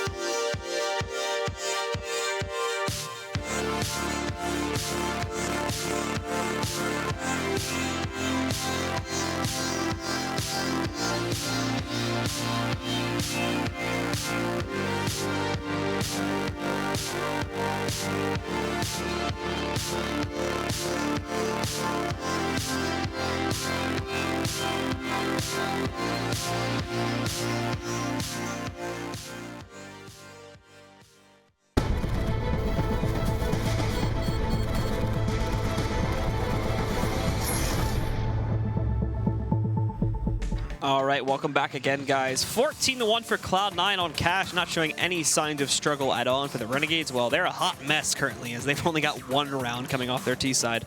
Yeah, I think that's putting it lightly. Pretty much. I mean, there's like just almost nothing that you see that is even something that gives you confidence, right? Like, it's just a slaughter. It's just... Yeah. I don't know. Just them just trying to brute force their way in all these rounds back to back to back, and when they try to execute one up, miss smokes, miss flashbangs, like even like simple ones they try to do at the beginning of the round when they're not even pressured. It's just everything's going wrong for them right now. It's just a mess. It really is. It really is. And I don't know what this team needs to get out of that funk, whether they need roster shakeups, whether they need, you know, a new coach, whether they need, you know, who knows what they need. But I know that these guys are better than this. I know from playing with them how good they are. It's just, I don't know. Well, we can talk about some good things in the meantime, and that's all about Cloud9 right now. I was like, well, I'm not going to talk about Renegades in that fact. As, yeah, we can see Automatic's stats up on the screen there. 124.9 ADR. Specifically, Automatic has been really good on that CT side of kind of responding to when Renegades finally did start to apply that pressure and responding with really quick rotates and really fast-paced kills, specifically like with the vent dives that he was doing back into the B-bomb side. He was really good at that. Automatic, one of his best strengths as a player is not necessarily his ability to take the initiation, but his ability to react to what is happening and react to it quickly, and also to react to it, you know, properly and you know, in a way that's going to win the round. Well, speaking of quick things, it's going to be a fast push from Cloud9 over here towards the B-bomb site. Again, keep in mind, this is not the actual play. Acer holds the one and done spot and doesn't even get the one. He's just done. Shroud knocks him out. JKS at the very least is able to hold, but a jumping Shroud is able to evacuate. And in the meantime, they took free control of the A-bomb site. Keep in mind, though, only 2 are positioned in that site right now. Meanwhile, 3 CTs are about to rush up, and it's a bit of a race for the last one there. Ustillo coming in, finds Automatic. Stewie's able to trade. He gets a second one as well. That holds off the site for right now. JKS is here. He's got the 1v2. He's still racing against Shroud. He gets there first. He lines up the kill, but he's not able to execute. He only brings him down to 19 HP. Stewie just ducking and like dabbing in front of the bomb right now as he's sitting there. As he's waiting for him to go for the defuse. But I don't know if he's going to be braced upon it now. He's trying to shift. He's looking for him in there, and he's sniping around. He's got him! There we go, Stewie. Finds the backstab on JKS, and it's Cloud9 immediately up to match point. Stewie can do no wrong. He can do no wrong. Everything he tries just works, no matter what. So 15-1, and Automatic has an op. Yeah, so we'll see how this goes. It's a little bit weird, but I don't think they're too worried about it, considering that there's the force buy from the Renegades. As he's going to push himself right into the garage doorway here at the start. Not going to be spotting anyone. The mid presence here from the Renegade side is behind the sandbags right now from Yam. So we'll see if they just go over top and check it. They're just going for a head dive, though, to be completely honest here. They've spotted one. They get Yam on the peak. There's another player with an SMG waiting for the play over there towards White Box. He still actually holds in that position, but JKS here on the site. There's Automatic. Actually, awkwardly kind of spots Azur and clips him through the box a little bit, down to 25, and then spins 180. He thinks he's going to have a knife or something, get revenge from the last round, but no. Automatic destroys him. It's down to Ustillo now in a 1v4. He's going to try to push into this site, but what hope does he have? It's not much. I think he spotted the leg of one of these guys. Jumps in, gets that kill, but is then shot from the back by Stewie to close it out. 16-1 is going to be the final score here on map number 2 between these two teams, and it's 100% Cloud9 that take them both. They get a nice 2-0 for the evening, and their record continues to soar.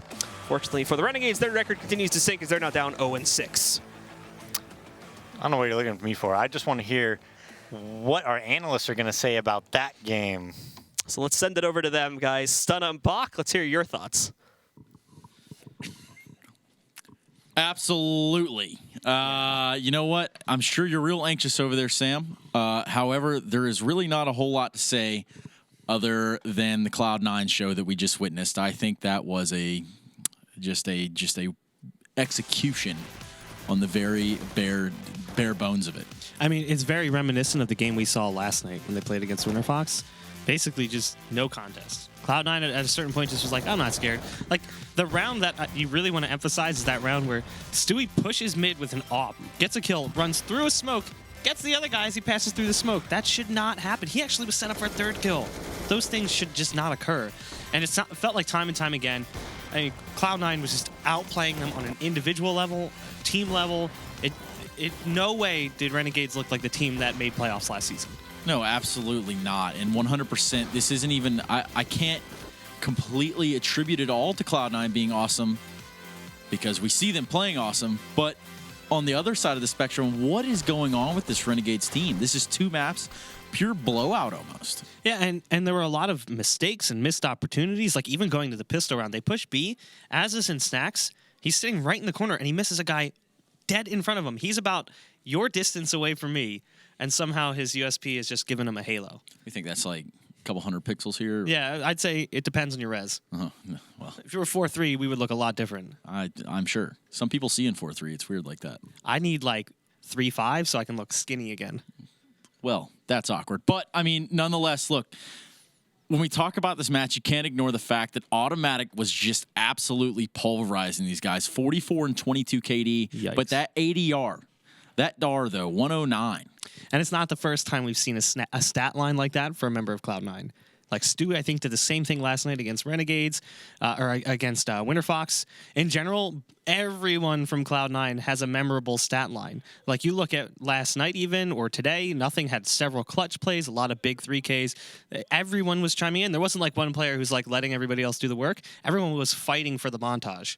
No, absolutely. This is definitely one of those that the movie maker over at Cloud9 Calais, he's gonna enjoy this. I think he's gonna have a lot to work with, especially that pistol round. You know, you see Tim running there. I think he gets a 3K. They start the defuse, and Tim after he keeps closing the door on him, and he waits, and then he goes in. It was just at that point, that's when you knew Renegades had messed up. Yeah, I mean, the whoever makes that frag video is going to get talked to when he gives the final revision, and they say, oh, you know, I think we have too many Renegades clips, because that's basically what this game was. It was just a frag video for Cloud9. Absolutely. I mean, firing on all cylinders, this is the Cloud9 that, you know, North America likes to see. I'm real proud of you guys. This is the Cloud9 I like to see. Let's expand a little bit further on this, and let's say, you know, is this a new Cloud9 under Valens, or is just Cloud9 playing a struggling Renegades? I think it's the latter, and I don't think Valens really had much input in their match tonight or their match last night. I think in general, once it was obvious that they were of a different caliber, they were just able to take over and kind of do whatever they wanted. Like, there's no way Valens tells Stewie, hey, Stewie, I want you to push mid here with the AWP and get underneath the boost spot. But he might have said, hey, Stewie, you feeling it? Go for it. Go do whatever you want. You got a good spawn? All right, just go ahead. Just run. Put your Nikes on and go wherever you feel like it. No, absolutely outclassed. I mean, for this Renegades team, going back to the drawing board, I mean, obviously there's something going on there.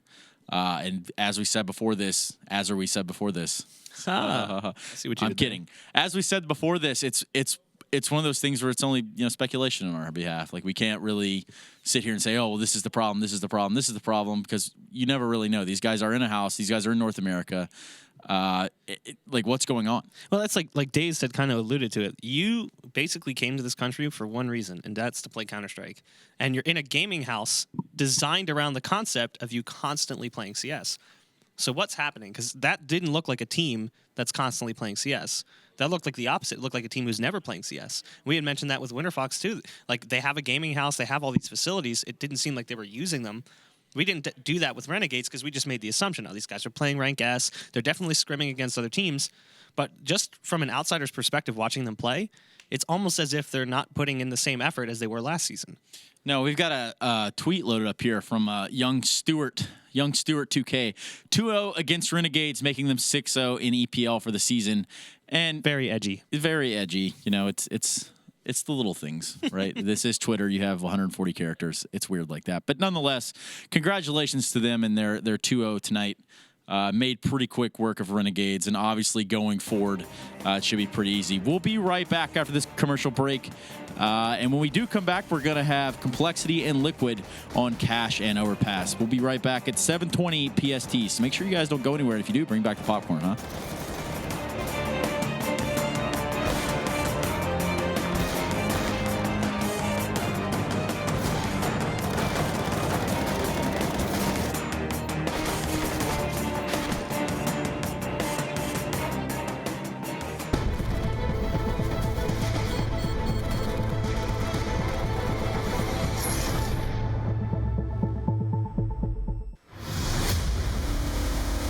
I can't understand people watching somebody play a computer game.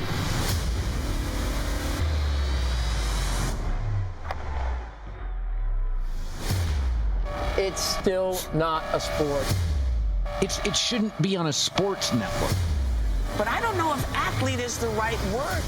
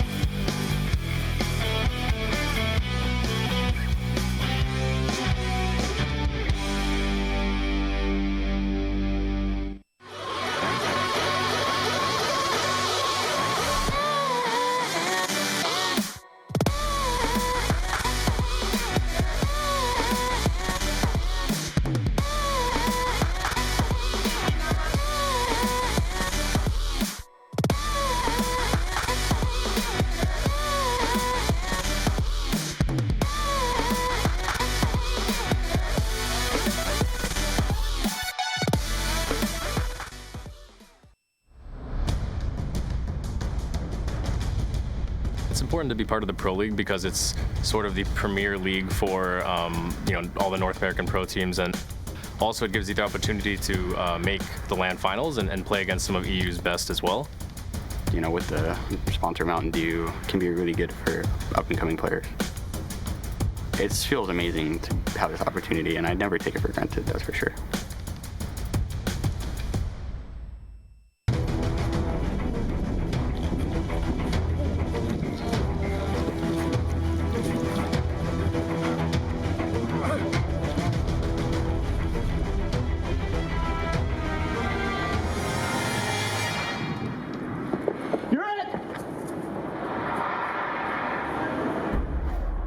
Start your esports career now at play.eslgaming.com.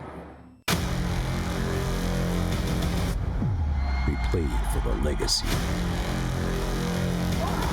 We play for the prestige. We play for the glory.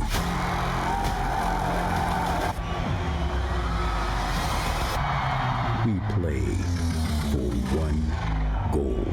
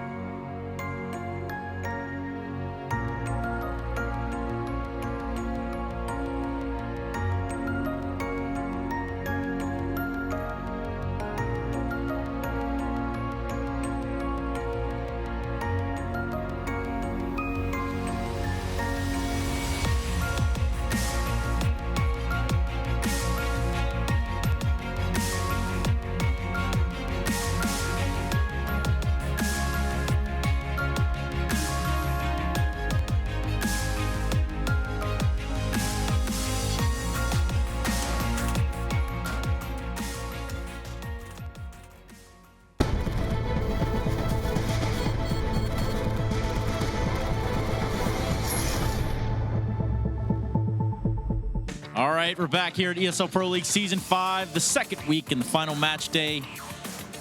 We just saw a blowout in all reality. I'm not even going to church that one up. I'm Stunna. In case you're just joining us, this is Bach. We're going to kind of ease this one in, coast it in to the next matchup, which could also be a blowout, but only time will tell. Yeah, I mean, looking at the two teams stacked up on paper, I think a lot of people have Liquid picked to take this one easily. Maybe not as easy as the Cloud9 game, just because Cloud9 and Liquid, Liquid's going through some changes with the whole Stanislaw thing. But I think in general, Liquid should be able to take this series 2-0. Obviously, when we look at this Liquid roster, it's very much a roster with a ton of firepower. Nitro, Elige, JDM, and Pimp. Now, obviously, Stanislaw, that new addition we were just speaking of, bringing more of the strategic side of things to this team. Hopefully, he's able to use these tools here tonight, as well as in the future, for this team to better itself. I mean, what we saw from them in the first week, they looked really good. Like on Cash as well, Stanislaw was really stepping up his own game. I think he had like close to 30 frags in that game. He was just moving around the map with his rifle. He looked really strong for Liquid. In their game the other night, it was a little bit different, and part of that was that they were playing with a stand-in. Pimp apparently had surgery back home. I still don't even know why. I don't think he really disclosed that, and it's none of our business. It's just curiosity. But they had to play with Zeus, and obviously it had a bit of an impact. Right, as that impact does show itself, 37 and 55, I do believe it is for a KD. But the ADR is not looking too pretty. So obviously a step down from what they would normally play with. Zeus, you might recognize him from the Brazilian teams. But here, or at least in those matchups, he was not able to bring much to the table. Even just stepping outside his performance, you can't just grab a player and plug him into your roster, even if he's your coach, and think it's just going to work. Like, obviously, there were changes that had to be made. Things weren't going to be as fluid and dynamic as they would be normally for Liquid. So it's not just a numbers game. Yes, you can point to the numbers and you say, here's the limited impact he had, but it's also how he changes setups for Liquid that really had an effect. Right. I mean, just like any other sport, when you substitute anyone in, odds are you're going to get different results. Let's take a look now at that complexity roster we spoke about earlier. Obviously not, at the very tip top of the crop here at in the North American CSGO scene. However, we got Surreal, Depp, Android, Uber, and Desi. Now, when we look at this lineup, obviously Desi, the one to stand out more so in the long run. But what can you tell me about this complexity lineup? It's a team. It's kind of like a ragtag bunch. It's been a hard run for Complexity. They haven't really had great success over the last few seasons, sometimes barely surviving the season and not getting relegated. They brought in some European players in Def and Surreal, thinking that might boost performance, but it didn't really seem to help much. And then they lost Roka, they lost Whitmer, they tried to revive Fraud's career, did not go well. In general, it just has been an experiment with Complexity with this roster that hasn't felt like it's been working, and we talked about it in the pre-show. Who in this team is actually the leader? Like, who could you point to in this roster that is a definitive in-game leader? Right, absolutely. Obviously they're struggling a little bit, if not, some might say a lot. I think Warden, with the experience that he does have, he should be able to bring more to the table and be able to mold these tools more in his favor. But obviously, we'll have to see what happens there. I mean, this is a newer season, but this could have been an ongoing problem where these guys can't seem to bring it together like they want to. However, at this point in time, we're going to take a look at Cash with our Mr. DeBear Stromberg himself standing by at the telestrator to go over Liquid's Elige on Cash. Thank you, Stunna. We're going to take a look at Team Liquid and why Elige is so good. One thing to take note is that he is a man of many positions. He is everywhere. As you see him, he starts off in the middle. He's going towards the highway. He's going to end up at A. And this is what makes him so strong. He's able to get frags from any spot on the map. And so it's really hard to guess where he's playing that round. Throughout the whole match, he is playing everywhere. He's on top of the red box. He plays by forklift. He plays on top of catwalk. He plays tops of by the quad area. He's also sometimes pushing towards B. He plays like 10 different spots, and he knows the angles. He knows how to frag from them, and that's what makes him so good. You can't anti-strat this guy because you don't know what spot he's playing the round, so you got to hope to miss. Like the rounds that Team Energy won is when he wasn't there. He was on the other side of the bomb site. So literally every round they won, they avoided this guy. This guy is a powerhouse. He's going to be hitting his shots. Look, he's hopping around. He was on the reverse boost. Now he's back down the middle. This guy is everywhere, and it's so nice to see a person who's not a one-trick pony. He's going to frag, and he's a very strong player overall, and I think like Team Liquid, they have to keep playing around him because he is definitely one of the best players on the team. Back to you, Stunner. Thank you, DeBears. He's not wrong. I mean, Elige is one of their top performers when he's on point. He's really laying down the hammer over there in the servers. Can he do that, and can Team Liquid follow it up tonight here on Cash against Complexity? I think tonight we're going to see a performance similar to their first week performance on Cash. I don't think that we're going to see that 22-19 loss that they had against Energy. I think Liquid takes this one. Well, I also agree. I think it's a little bit of a no-brainer, but we'll let you be the judge at home. But to bring us that action, we do have the commentator standing by. It's going to be Blue. It's going to be Daze. Take it away, boys. All right, yeah, thank you very much. We're getting prepped to jump into another match this evening, and it's going to be Team Liquid taking on Complexity. I mean, right from the get-go, let's talk about Complexity. What kind of a chance do they actually have here versus a team like Liquid? Well, I definitely think they are a bit of underdogs, but we haven't seen them yet this season. Last season, though, some of their problems were similar to kind of what we see with this Renegades team, where I remember specifically last season we were watching them on Dust 2. They were crossing long. They tried to throw like 3 different smokes on the cross, and all of them failed, and there were just giant gaps, and they're still dying from CD spawn. Things like that. You know, that they're if you have those problems versus a team like Liquid, just like those very, very basics, it's not going to work out for you. Like, these players are too good at punishing that. They're too good at recognizing the weaknesses and things like that. And if you give them a chance, they're gonna be able to capitalize on it. So Complexity, I do think they do have a chance. I think as far as their players are concerned, they're very, very talented. Especially if Depp can really get things going, you're generally going to see him taking the brunt of the like upfront battles. He's going to be the one saying, "Hey, I can do this and kill this guy. I can do this and do this guy. You know, kill this guy," and you guys can play around that. Well, we're getting into it here now, ladies and gentlemen. Complexity on towards the T side, pushing up pretty directly in towards an A and boost maneuver here, as they're going to go for that control early on. JDM to resist it, but he hasn't spotted any of the boost players just yet. Smokes are going to be deployed directly in front of him, so he's actually going to be blocked off. Just pre-firing into the usual pushing angles from the Complexity side, but not going to be catching any extra damage. That's mid-control for Complexity. Nice and easy early on. Now the deployment comes out towards A. Good flashback against Elige early on. He's been blinded, so is JDM, but now their killers starting to roll in. It's pretty one-sided. Uber's traded out 1 kill, but that's about it. Android chiming in for a second. JDM still putting a stop to all of this from range. He's actually the last one left alive here on the site, so he does have to hold back a little bit as those B players are still rotating over here. But Uber now stuck in a corner, 7 HP, and Pimp will finish the job with a headshot. Yeah, Liquid taking that pistol around. They tried doing, you know, an A split for Complexity, but JDM, and I believe that was Nitro. Nitro's very good at that A site. One of the best players at holding that A site and being an anchor over there. Complexity buying here. We see a nice Bison by Stan. He throws on the end.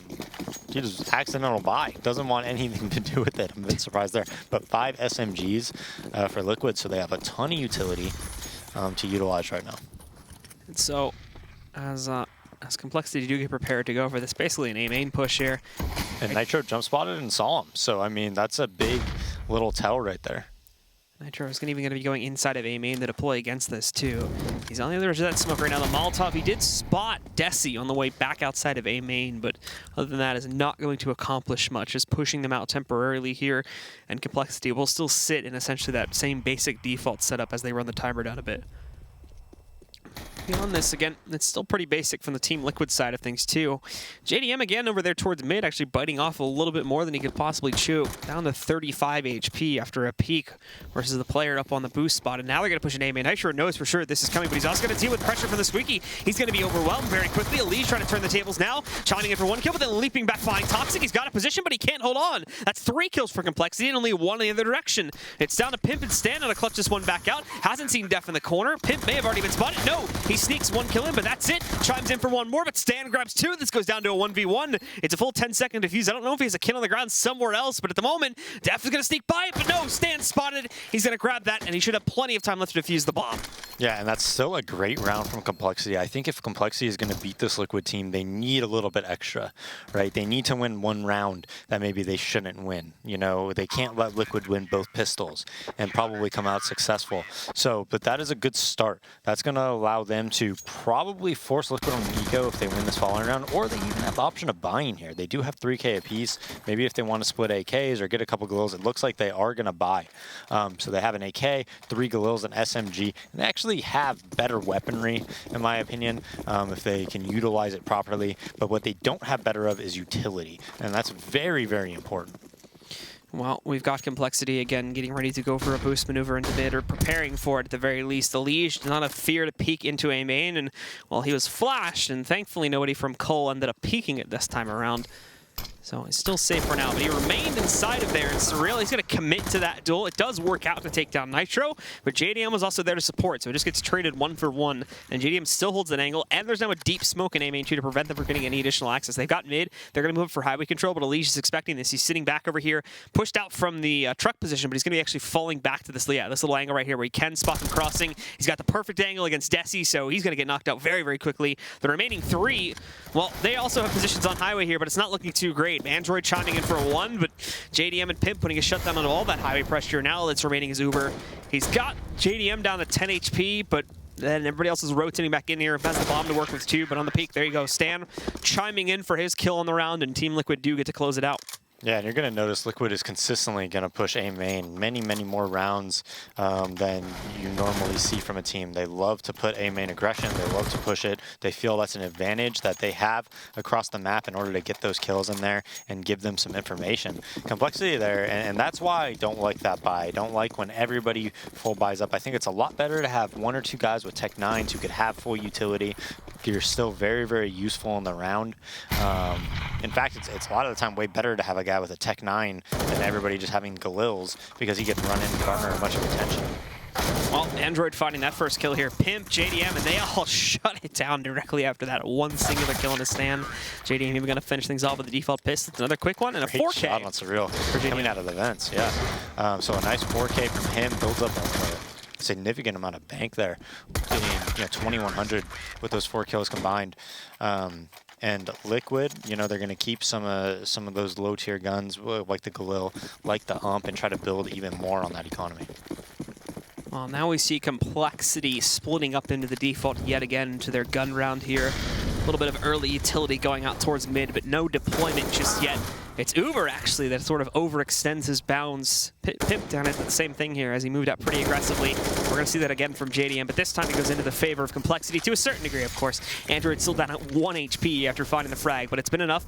And now Def's going to chain into another one against Nitro here. He's got a little bit of mid-control to work with. He will have to be cautious of the vents. As you can see, Stanislaw getting prepared to push back out. The flash is perfect.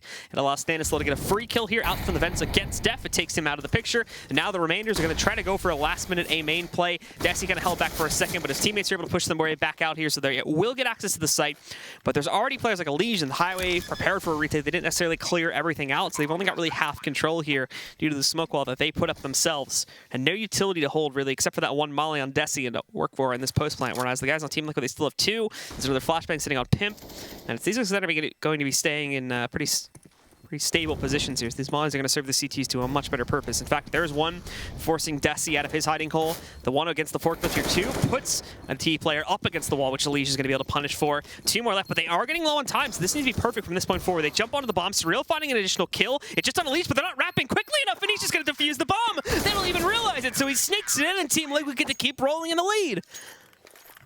Wow, just something that should never happen there after the 2v1 happens. I think maybe they either didn't hear that the bomb was even tapped or something like that, but definitely a big miscommunication from Complexity there in a round that they should definitely have won. Now Liquid still has a lot of money.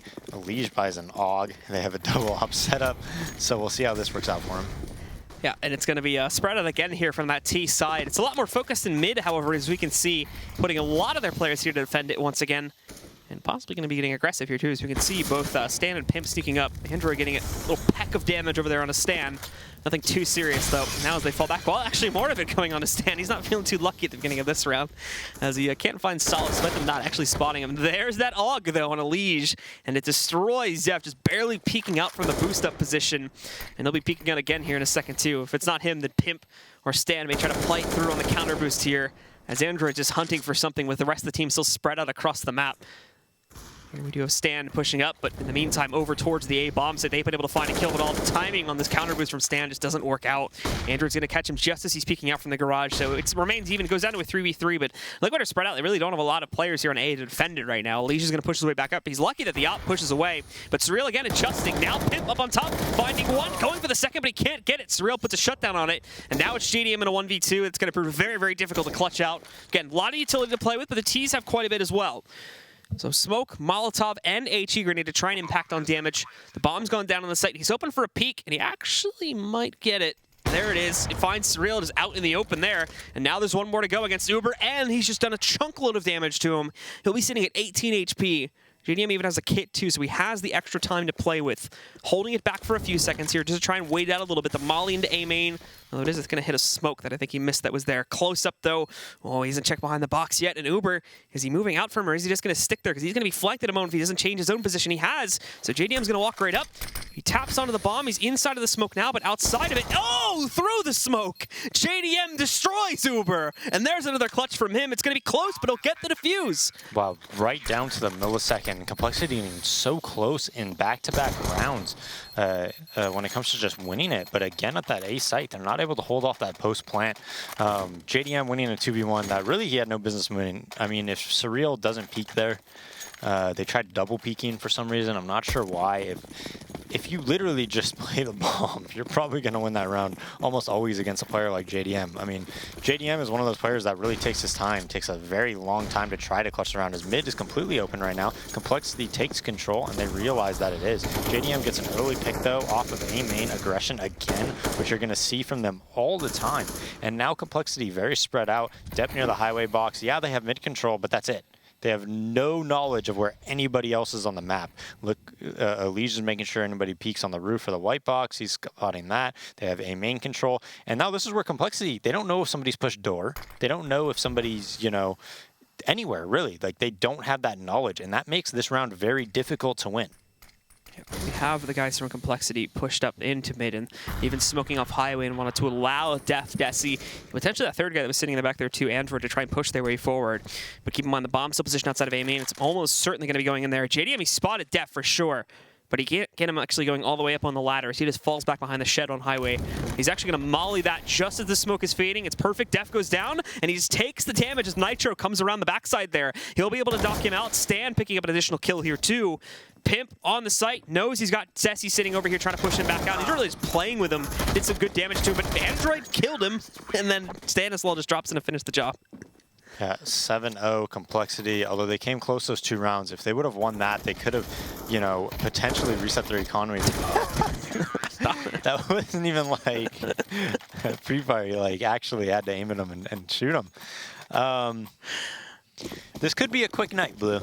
It might be a quick night with stuff like that happening. No, Complexity is getting close in a lot of these rounds. They are forced to save here, but they were coming very close into resetting Liquid's economy, and they still might be able to. It was a close splash. It was actually beautiful, but one player kept it alive. It has now kind of kept the possibility for them to do some damage in this round alive still. JDM legging off Android. He'll just survive that, but then Elige and JDM chime right back in to finish things off. That's a very quick round there as Team Liquid continue to push forward. Yeah, Liquid is one of the best teams in North America. I would actually put them #2. I think Cloud9's the best at it, but when it comes to like retaking sites, if you ever watch them play, especially on a map like Mirage, sometimes when they play that, they're so good at just going together, waiting for their teammates, utilizing whatever nades they have on retakes, and I think they do a really good job of that, and that's one of the reasons that they've won a couple of these rounds here where Complexity was favored.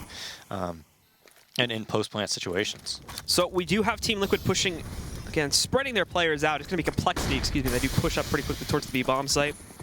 Smoking off over here. Def actually finding Pimp in the close-up spot. That's the site. Again, they were only playing Pimp in the site. No one else is actually here, so it's going to be rotates now, working their way over. But in all honesty, they're not going to be getting a lot of access here. Complexity did not have to use a whole load of utility to get back in. The only thing they're going to be limited on for this retake is smokes to try and hold them back. They still have another Molotov to work with. This is a round they should never lose. Having said that, Liquid, if I'm Liquid right now, I don't even know if I really necessarily try to win this round. I just try to get as many kills as possible and then try to reset them in the next round. But they have so many Molotovs that they might be able to do it. Yeah, we can see smokes and mollies going into the site now for this retake, but they've only picked up 1 kill, so it's been even back down to a 4v4. They swing in. Android, Desi gets a double, I think, with 1 bullet against JDM and Nitro, and then Uber finishes things off against the Liege there as well. Nicely done from Complexity. Finally, a take goes well for them, and they're lucky enough to have it be only 1 player on the site, and by that virtue, they're given 10 to 15 seconds to get into post plants, and from that point forward, it's basically impossible for Liquid. Yeah, and I think Liquid, I think that was a mistake. I think if they should have played the long game, not worried so much about that battle, but looked at it as like, the long, war, right? If they would have saved their guns, but also gotten exits, which they were in great position to do, they could have definitely won this round, forced Complexity on a save, and maybe ended up winning this half 13-2 just because of winning this one round. JDM gets a nice op pick onto Surreal, winning that op v op battle over at the boost right away from Z as well. And that's actually a very T-sided position and a very T-sided shot. When you're on that boost as a T and that player's in connector, you usually win that more often than not.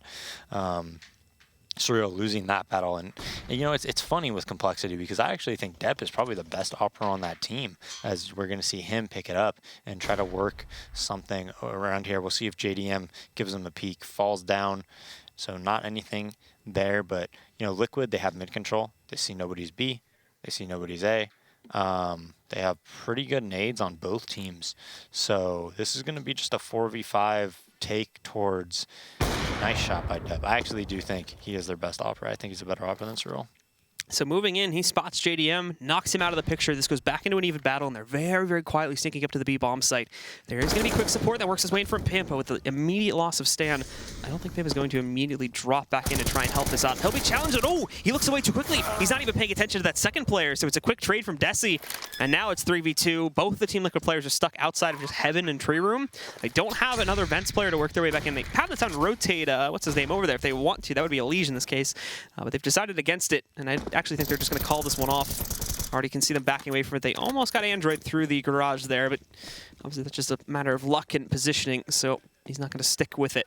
Yeah, and those very close rounds that Complexity lost, it paid dividends now because Liquid is only going to get 1,900 each after this round. Yeah, sure, they're going to have those 2 M4s, but they're going to be saving in this upcoming round and then trying to buy the next round. And if Complexity can win this upcoming round, win it pretty clean, then all of a sudden they're going to be in position to buy for, a couple rounds in a row, even if Liquid does win that round, and maybe could close out this half, winning 5 or 6 rounds here, maybe even 7. Who knows if they could run the table.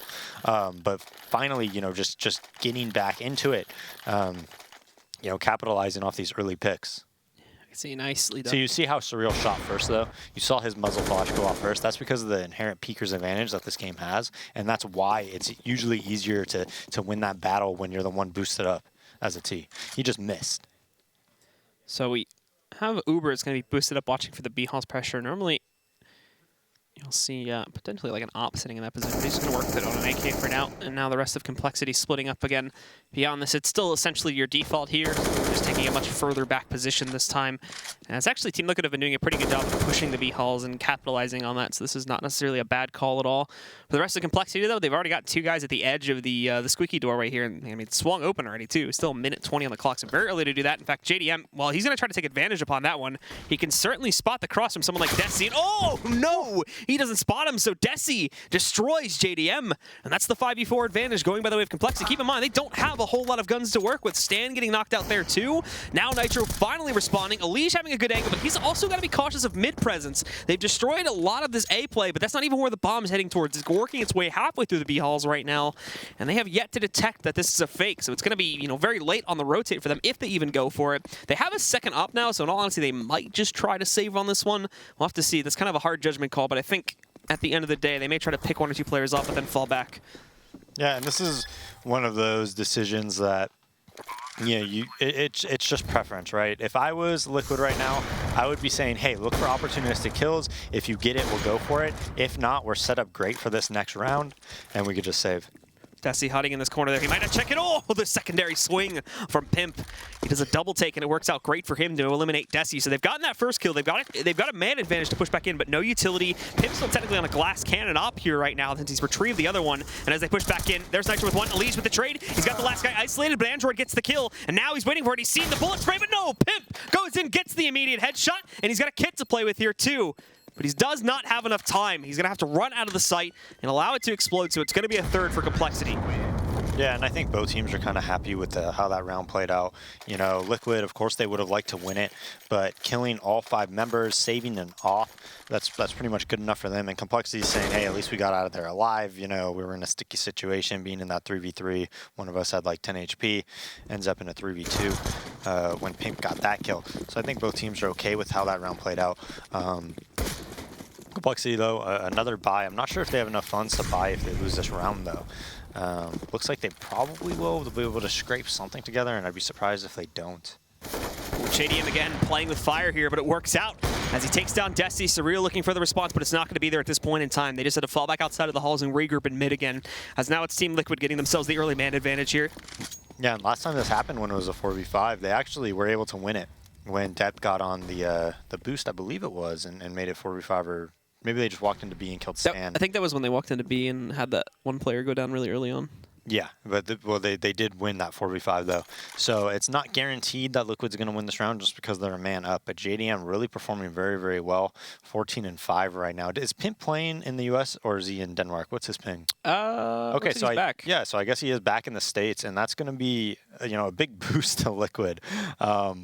I mean, we just saw SK versus Rush, right? Really struggling with them, having 150 ping, playing from Germany, maybe even more ping than that.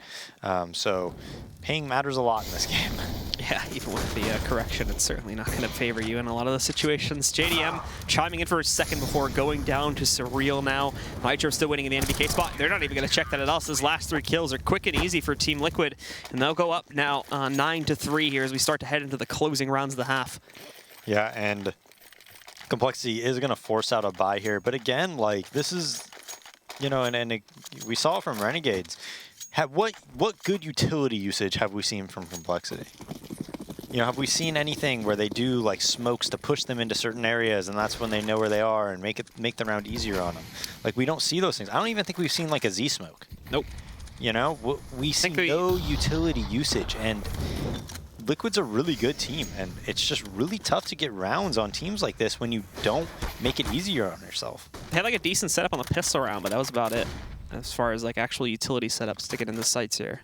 So again, it's actually going to be Def and Andrew that take damage early on here, and Stan in the checkers box waiting back behind. He'll get mollied out of that position. It's enough to chain together a second kill. He'll be burned out and actually sprayed down by Surreal at range. So they do finish that job, but it's a 2-for-1 trade, and now JDM's here. He's up in heaven. He's already impacting. They haven't even challenged Pimp yet, so this is their easy kills, although they missed Uber waltzing through into the tree room here, and he's going to be able to chain 2 together before going down. Decent damage being done, but again, it's still Liquid holding the reins in this match. Yeah, Uber sneaking into Swan and gets 2, but I mean, the round is pretty much already over by then. And let's look at the way that Complexity was winning the rounds that they won, right? One round they just threw a B main smoke and they went through it. One round they walked through B and then got a kill in that 4v5 and were able to hold on that retake. Can't quite recall how they won that 3rd round. Now they are on a save, of course, but my point being is that it's what a nade, by the way. Android goes on a 29. JDM spots it. Nobody looks towards White Box in the initial peek as well. It looks like they just wanted to go for a fast vent, but no, maybe not, as they got players in A main too. So they take that mid control, but nobody watches White Box on the way out. So it's amazing that JDM doesn't get punished. And well, now Pimp's going to push right through the useless room. Just kind of overstay his welcome, though, with that mid peek. But he's definitely confirmed that they're all out here. Leaves a little bit of trouble with the scoped weapon. And JDM hopping up on top of the shed. Destroys Android. All that's left is Desi. And if he goes any further, he's about to back up into his own death. There you go. Stan finishing the job off. And it's another clean and easy one from Liquid. Yeah, but it goes back to me is like, how do you win the rounds, right? Or, how are you winning them? Are you winning them because you're, well strategized? You're doing things that aren't, they're not necessarily methodical, but they're things that you could do against other teams as well, right? Like things that you could, kind of count on to get kills. But the way Complexity wins those rounds, a lot of it's not like that. It's not like, oh, if we do this, I can kill this guy and have a good chance, or if I die, this guy can get the trade kill. Then we can end in worst case scenario, a post plant in a 2v3 or a 3v4 type scenario. But it's nothing like that. Well, Def is going to be waiting for this counter boost as Elige does go for it. We can see him scoped in already. Desi also catching Stan as he tries to push his way through, but it's double pushed by Nitro here. Elige was also countered out on that boost up there, so they also get the benefit of that one. Good kill being picked up, I believe, by Def in that situation, but he was brought down to 8 HP in the process. So now JDM pushes into the halls, and there he goes again. Eliminating Uber and promptly just falling back to the site. Nobody was even close to a position to be able to trade him back out. Pimp, they had to have known that that second guy was going to be in mid, but I don't think they expected him to be this close up, and Pimp destroys all 3 of the remaining members from Cobble. So that's how the half is going to close out, ladies and gentlemen. 12-3 is going to be the scoreline. Second half coming up in just a little bit here. Once again, it's Team Liquid versus Complexity at the ESL Pro League.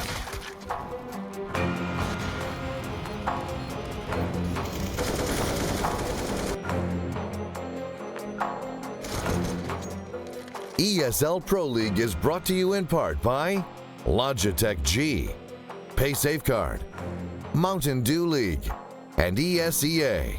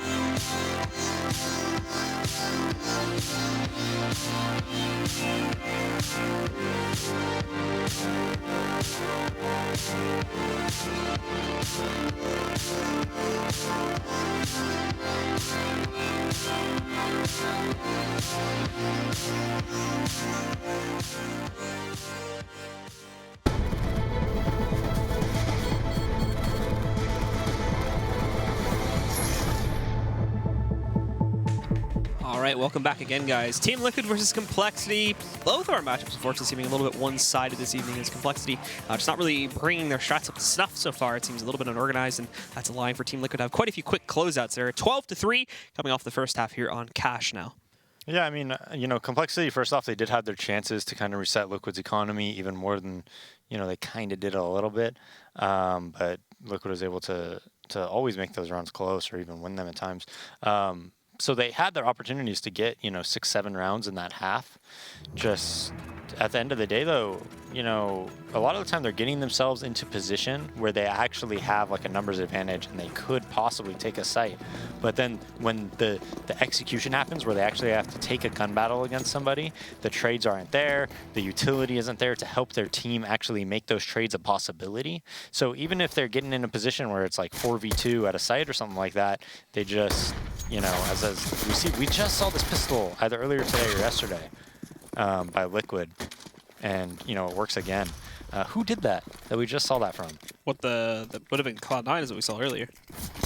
It might have been yesterday, though, where that exact same setup happened. Did we cast Liquid yesterday, Akash? Yeah. Okay, yeah. It was the exact same pistol then. So they just waited. They waited until somebody saw, then they pop flash across the wall, and then they fly out and win the round. Cyril with a nice little one tap there in mid, though, being able to find JDM, but fails to get the second one.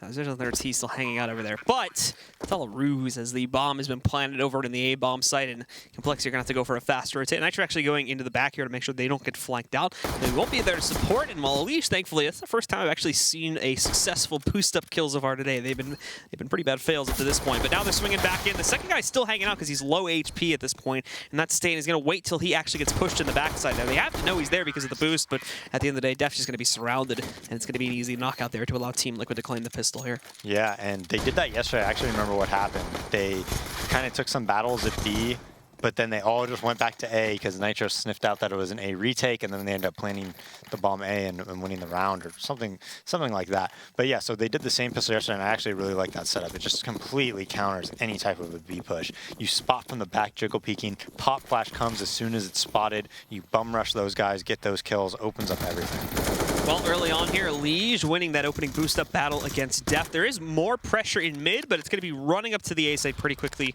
in the hands of Surreal there. He's already lost half of his HP. Stuck behind the shed. He did repeat, but I don't think Pimp realized it, and now they just smoke him back out. If he gets baited into peeking that far right side, Pimp is waiting for him.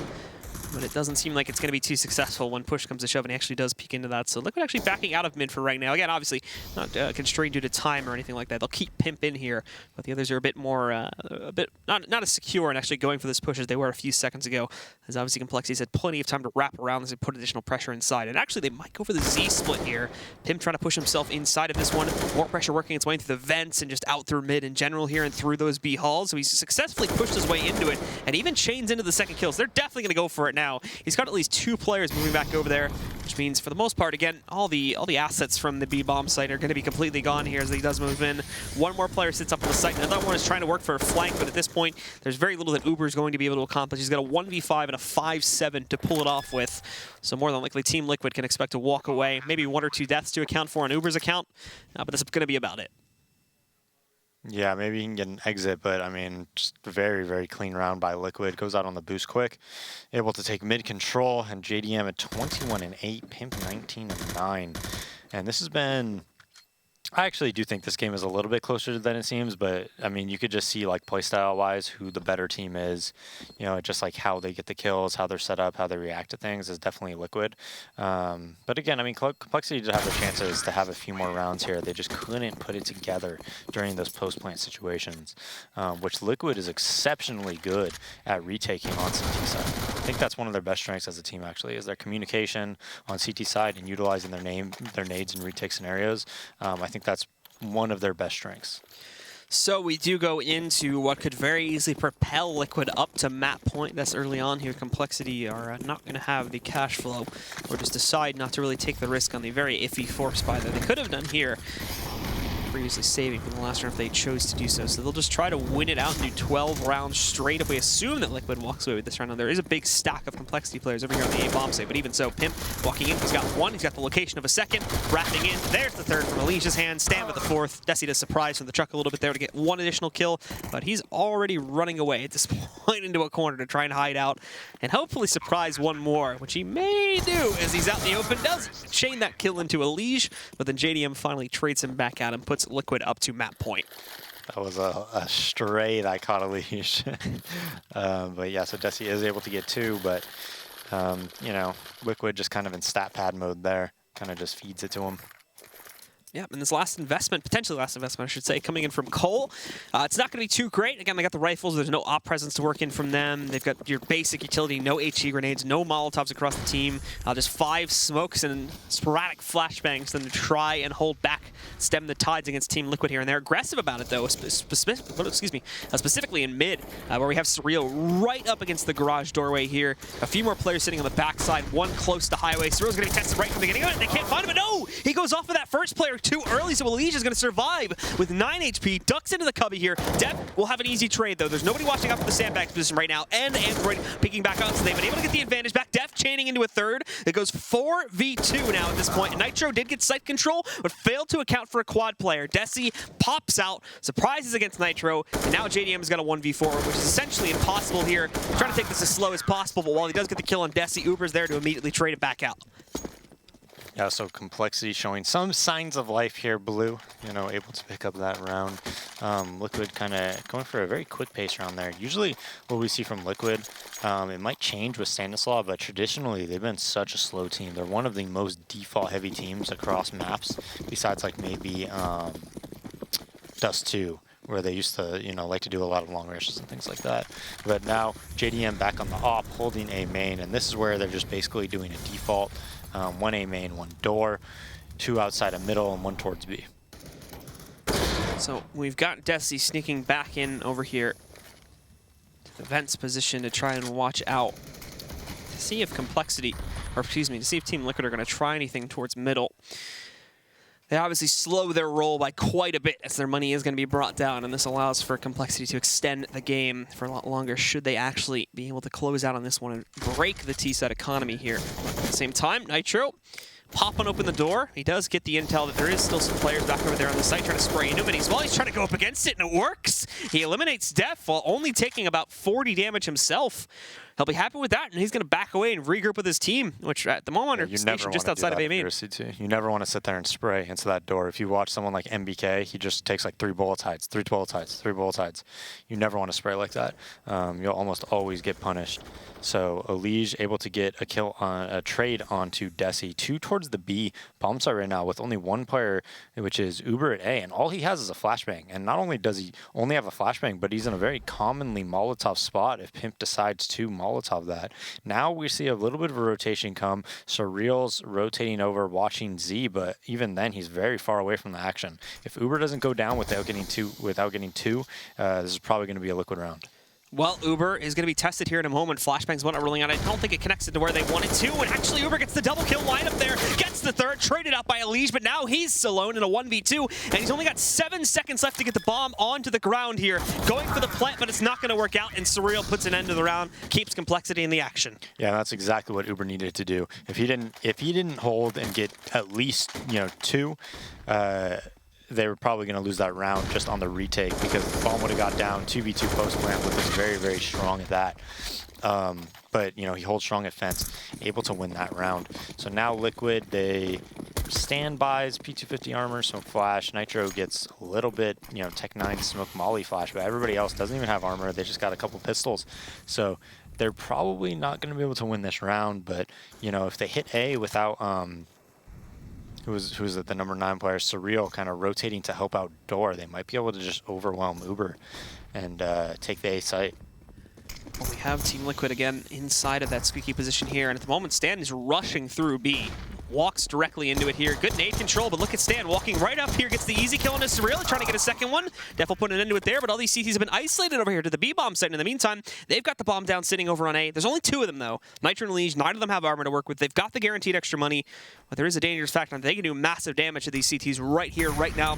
Molly goes into the corner. That's going to send Nitro swinging out, but the smoke, by virtue of that, does actually allow him to escape into A main. Now Elige is alone, though he just has a little bit of cover to work with, but it's not enough. Desi will execute both of the remaining players from Liquid and allow for Complexity to grab their 6th. Yeah, that was a little bit scary for Complexity, but Uber again at the A site. Not only does he kill 2, but he stays alive.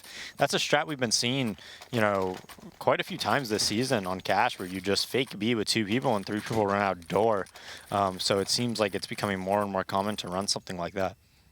Now Complexity, they're still fully bought. Liquid, because they were able to get that bomb down, gets a little bit of a buy, better buy than they normally would have in that situation. So they're fine with how that round played out.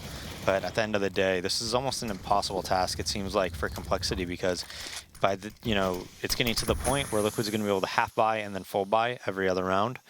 So you're going to be under consistent pressure just round after round after round. So Def is going to be the player waiting over here, and Z now, as Desi also holds a position just outside of the white box. The rest of Liquid keeping it quiet for right now, but as they do push in, they did have Android to deal with over here, so it's a good setup in mid. Again, it goes 2 for 1, now 2 for 2, though, as they have eliminated Def by the hands of Elige. So back into a 3v3. This fight will go, but overall, Team Liquid are going to give up their plans to take that mid control. Elige backing up away from the boost, and it looks like they're going to regroup over here towards the B halls to try to make a play in that direction. To defend that, all they have is Surreal right now, and this could be the battle that potentially determines it. Surreal finds that kill, gets the early intel here, but he remains in the open, jumps back at just the right time, keeping himself alive. He is going to buy plenty of time for the rotate to roll back in for the remaining members of Complexity here now. As Desi tries to push towards this, he's got a position in bed. Surreal, that smoke's imperfect, so there you go. There's the bomb down on the ground now. Elige, he's all that's left in a 1v3. 40 seconds, he's got the time to play with here, but in terms of overall pressure and just ability to actually clutch this is essentially impossible with that bomb being on the ground here. He's got the generator position, but pushing out against Surreal's going to be waiting right around that corner. It's even double peak too. The missed op shot gave him a chance to push in, but Uber was waiting, and he will shut it down without any additional kills against the Complexity roster. Yeah, and Complexity trying to push towards double digits here, but Liquid has 3,000 every time they lose the round right now, and next round, they're gonna, or 2,900. They're gonna have 3,400 even if they lose the round. So they understand that they could purchase a little bit on all these rounds, but Complexity did a really good job of holding the boost that round. If you saw Depp throwing that Molotov from Z after it was smoked, and then a nade came out right onto the boost, that really hurt Liquid's chances of winning the round. The Molotov actually missed by Depp, but I thought that was a really smart move by him. He forced it a little bit by jumping out of the smoke when contact was being made, but still, you know, he did a good job of helping when they were coming out of the boost and recognizing what was happening. So we've got Team Liquid going for just a fast crunch here onto the A-bomb site. They net the first kill. Def is here though from the NBK position. He's going to grab 3 more before finally going down to Elige. So all that's left alive is Stan and Elige. Stan holding this very close angle against the truck position, but he's going to get Grady. He's going to push back out, and that goes right into the rifle of Surreal, taking him out of the picture. Now all that's left is leave. Again, picked up an AK in the process of this one, so has that to work with, but when it comes time to actually win out this 1v3, he's punished pretty quickly by Android, and it's another one for Complexity. Yeah, and Complexity kind of just bulldozes. They know he's planting. They know exactly where he is. And, you know, Elige, he really needs to, you know, peek and get like one tap like really quickly there in order to win the round. That's why he is peeking. He can't win that round if he just kind of stays and holds near the bomb. He has to kind of get aggressive at one of the sides, hope only one's peeking, that they can't trade, and then work off of that. Complexity does a good job of killing him when he does make that move. So they do end up winning that round. Now JDM back on and off again, and Liquid hasn't shown much when it comes to, you know, any type of like clever strategy like a lot of the time they do. Nitro really does like to work a B here through the smoke. Big nade comes onto Desi, and Nitro as he walks through the smoke just gets annihilated by Desi. I mean, easiest kill Desi has had in a while, I bet. And Liquid is, you know, they're not looking too hot here. Yeah, I mean, it's a bit weird that all of a sudden they lose all this momentum on their T side. There's nothing seems to be working for them.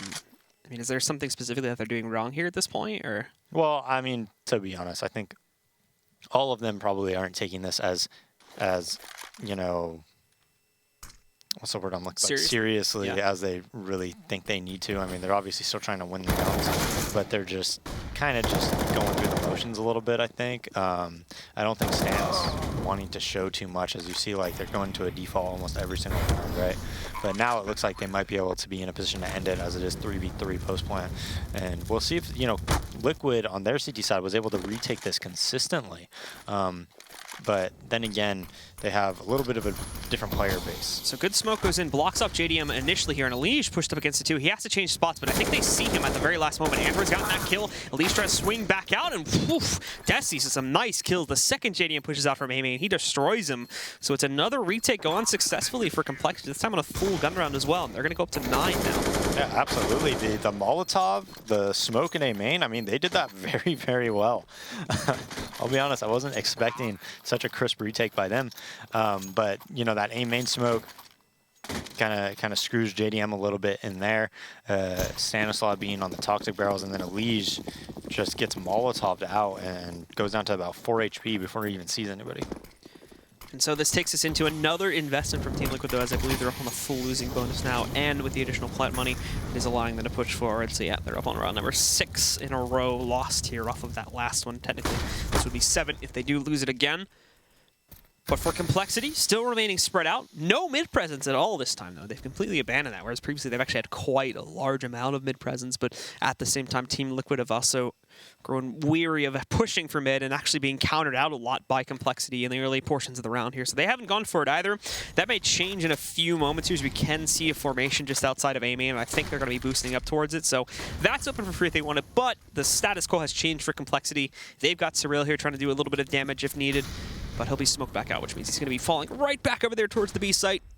And in a second, we'll see where exactly Team Liquid are going to try to push this towards. They're down to under a minute now. They still have Nitro in a position leading up to the Squeaky Halls, but he's being a little bit more passive right now, just waiting for his teammates to get into a better spot too. They've got one more guy pushing into like A-Main and one. So they're basically just getting prepped for a very, very standard push into the A-bomb site here. They haven't even tried to throw a fake or anything over there towards B, so in a second, Plexi's going to be able to realize this, but it's still going to test the guys on the A-bomb site, and Def realizes this. He falls back. They go right at the ladder, and these are free kills for Def right now. They're flushing right into him. Surreal gets the third. Finally a trade from JDM. Nitro with a swing kill on Uber. That's great from him. They've got Def low, and Nitro again jumping across over there. Picks up the kill on Def.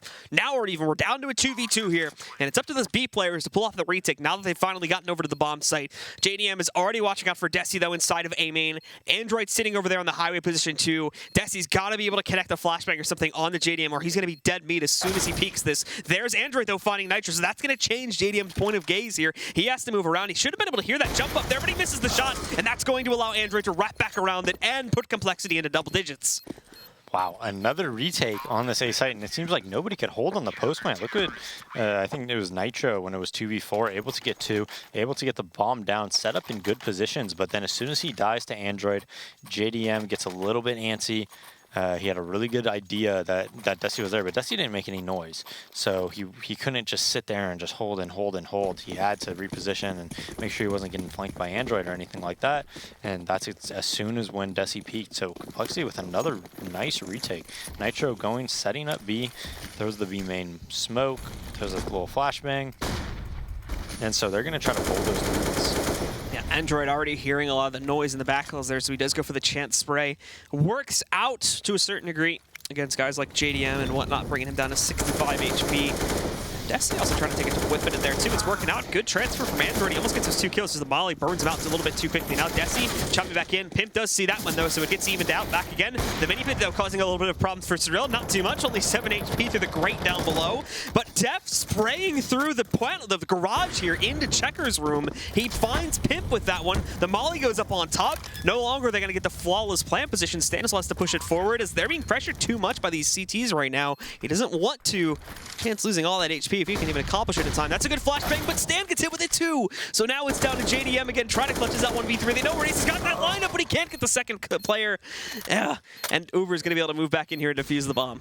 So close, so many rounds. Every time I think surely it's going to be over. Complexity, consistent retakes. And wow, talk about back being against the wall and really fighting back, man. And now all of a sudden, Liquid 15 to 11, they're going to be able to fall by here. And this is very impressive by Complexity. You know, win or lose this game, maybe they're able to force it into overtime. Who knows? I was not expecting them to win 8 straight against Liquid, who's literally almost able to buy all 8 of those rounds. I mean, it's only been a save, maybe one of these rounds being like a full save. Every single round has been a threat with their buy to win it, you know, even in some of those pistol rounds. But Complexity just playing pretty much flawlessly in all these 2v2s and 3v3s. And so now they line up again, Team Liquid this is, for potentially just another direct to A play here. They've already got one guy out over here sitting near the vents position, and potentially one more in the little cubby. So they have their pressure inside, and there's no resistance from Complexity currently in Z or anything like that. Just 3 positioned on A, waiting for it, and having Surreal kind of watch out for that highway pressure, and then 2 more watching out, obviously, for Squeaky and main pressure. 2 on B are fully committed, so it is going to take them a couple seconds to rotate back over, but they're not super deep, they're not over pushed to try and investigate or anything like that. So they haven't sold it in that direction just yet, and actually it looks like it is going to be heading towards B now as a bit of a change-up shows up there from Liquid. They send their players over into the halls. They still have these 2 guys here freely in mid that are going to be able to get free access to the vents 3 now, as I think also Stan's going to be joining them here in a moment. So let's take a look and see how this goes again. They've just been going directly into these sites from round to round. It has been working. They've been getting very, very close. This time, though, it's clean as they actually get the first kill here, knocking out Android. They haven't taken care of Desi just yet. A good flashbang from over top. He chains 2 together. He's been hit with 1 as well, but he's still not dead. Finally found out from the back side here. They also took down Def in the process. Stan wrapping around the middle here, takes down Surreal, so it falls to Uber in a 1v2, looking for the clutch. The bomb did go down in Checkers. They're a little bit slow to get it onto the ground. They should be able to do it, obviously, though. And Uber's just taking his time, lurking back in. He does have a Molotov to try and flush them back out, and if he tossed this in right here, it would have been great, but now he's going to push back in. Molotov goes up on top, but they're going to miss their chance to actually stop him and push it back into the site with it. So he's got heaven pressure. They're waiting for the peaks. He knows Nitro's sitting over there in the back box somewhere. Sprays a little bit too early, though. That gives him away. Look in the wrong direction. He's got his knife out. There we go. Finally, we see the closeout from Team Liquid as Stanislaw does the job for them. But what an attempt at a comeback from Complexity. 16 to 11 is the final scoreline. If they put up a bit more of a fight in the first half, we might have had a bit more of a competitive game on our hands there. Yeah, I mean, I think they won, what was it, 8 in a row? 8, I think 8 or 9 in a row. 15 to 3 or something like that. And they end up coming back and stringing together so many rounds. I think that if again they had their chances on T side to reset the economy of Liquid and maybe winning 3 more there, like they actually could have won that game. But at the end of the day, it's just too much to ask for you to win 12 rounds in a row where they're almost going to be fully bought almost every single round. All right, so guys, let's send it back over to Stunna and Baka, the analysis stats, to talk a little bit more about what just went down there in map number 1. What was sure to be a rather less exciting analyst segment turned into a just not the case. Yeah, I mean, what looked like it was going to be a blowout based on the halftime score of 12-3 ends up being a close game. It's kind of unreal. Liquid, it's kind of surreal. So I was going to say, I was giving you the opportunity. there, but I said it first. I was setting you up. That's the way it goes. I appreciate telepathy. Look, Liquid loses the first round at 8-1, right? So obviously they come out winning several clutches to put them in that situation. A really good starting point for Liquid going into this, and obviously finishing 12-3 in that first half. You think surely this thing's in the bag. I mean, taking a look right here is just some monster killing going on. It's just unreal. Like the performance from Liquid in the first half. Liege had an AUG at one point, and I think he lived like 6 rounds with the AUG. And he didn't die. He just kept using it. I don't know if it was an accidental buy or if it was a bit of a cheese play. I've actually seen players buying it on purpose, but I don't think that was the case here because he didn't rebuy it after that. But, I mean, just in general, Liquid was on form for a majority of that game up until things started to tip out of control. Like, how many rounds in a row did we see towards the end there where Complexity was retaking successfully? It was like, this is the round the game ends. Nope. Not the case at all. I mean, actually, there were several rounds there where you could have said, okay, well, yeah, that it's totally done. There's no way. But, just situations like getting the bomb planted or going to get the bomb planted, you get mollied out, you got the perfect positioning for that, but you can't quite plan it for checkers. Everything falls apart. Next thing you know, we're going to another round. Yeah, I mean, it was like 3 straight rounds there where we saw Complexity retaking successfully. So, I mean, round 24, the bomb goes down. It's 3v3. I'm thinking, okay, they're mollied off truck. The setup is pretty decent. Liquid should basically end the game right here. The fact that it was getting this far was even surprising in and of itself. Liquid's got great post-plant setup. But JDM gets smoked off. Elish starts burning. He tries to get flashed out by his teammate, but he gets spotted. Can't get the kill on the man truck wall. Gets dropped as well. JDM has to push through the smoke because everyone else on site is dead, and all of a sudden that retake happens. Was time and time again, and then you flash forward one more round. It's another 2 versus 2. Setup is solid. JDM's on default with the AWP. Nitro's towards Forklift. They have at least an idea of where these players are coming from. The unfortunate thing is here, JDM's watching A main, waiting for that peak to come through, but then his teammate dies Forklift, so he has to reposition. And in that, he ends up putting himself in a 2 versus 1 where it would have been a 1 versus 1. Misses the shot, a rare miss from him. Another retake. And then you flash forward one more round, and it's the same exact scenario. Complexity, it's a 3 versus 2 retake. They actually mollied off the back of site by the big box. Yeah, and Stan has to reposition, so now the bomb isn't planted for JDM. Stan realizes he has to make a play. Doesn't come up with what he was hoping for. JDM does get 1 kill, almost lined up a second, but even if he gets that second kill, the round's probably over. No, absolutely. The bomb's way out of arm's reach at that point. There's no way he's going to be able to get over there and stop that defuse in time. And honestly, JDM had a really great game, but on top of that, Elige also coming out 23 and 19 with the scoreline there. Doing, Liquid came into this, and it was pretty much the tale of the story there that we thought was going to be, they're just going to dominate them. What's Complexity doing? This and that. But, we've seen them come back. When you got players like JDM and Elige firing away, it's kind of impressive. Yeah, but that first half performance from Complexity was very confusing. Like, Days had touched on it a few times.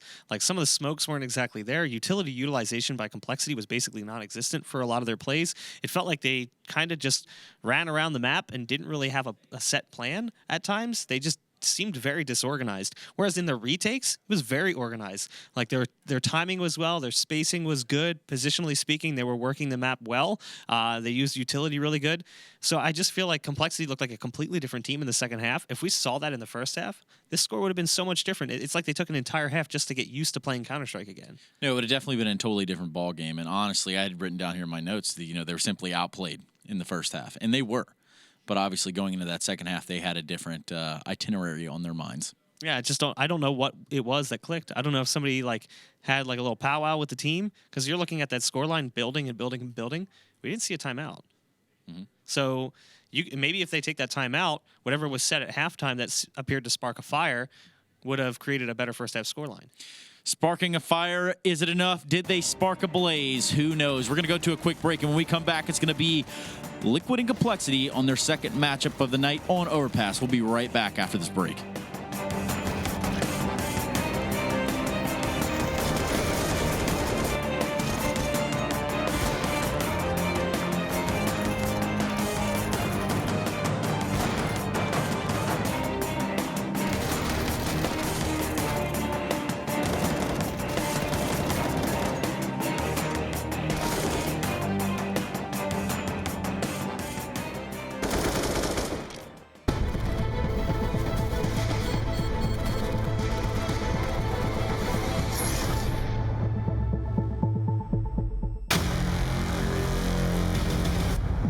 We play for the legacy.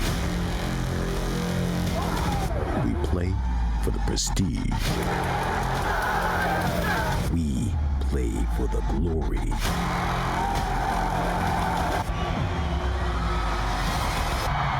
We play for one goal. Whoa, he got out! He goes down. And is in the form of his life. Jesus has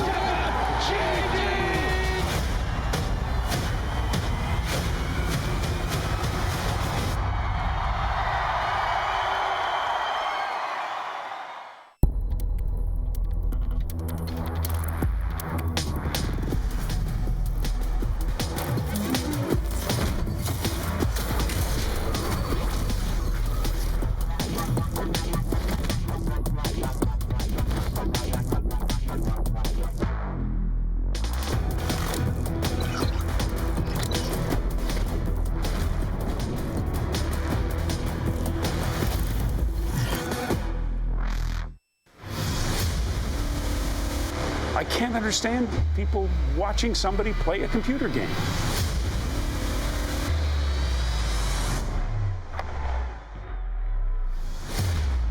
It's still not a sport. It shouldn't be on a sports network. But I don't know if athlete is the right word.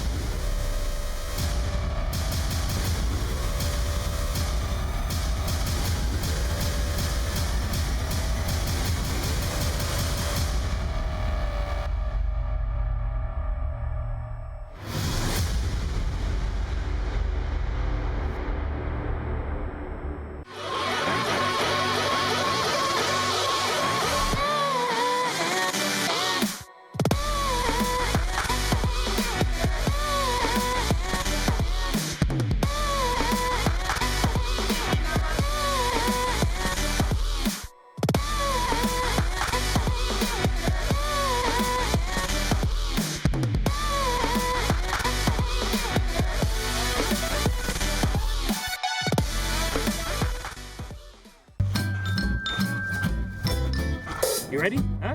Hey, he's a good boy, huh? You ready? Huh?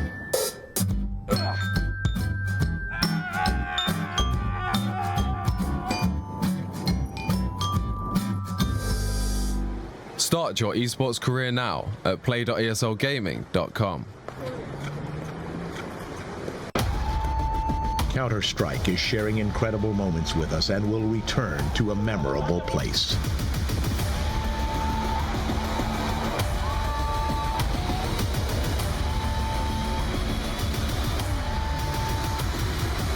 Get your tickets now at proleague.com/Dallas.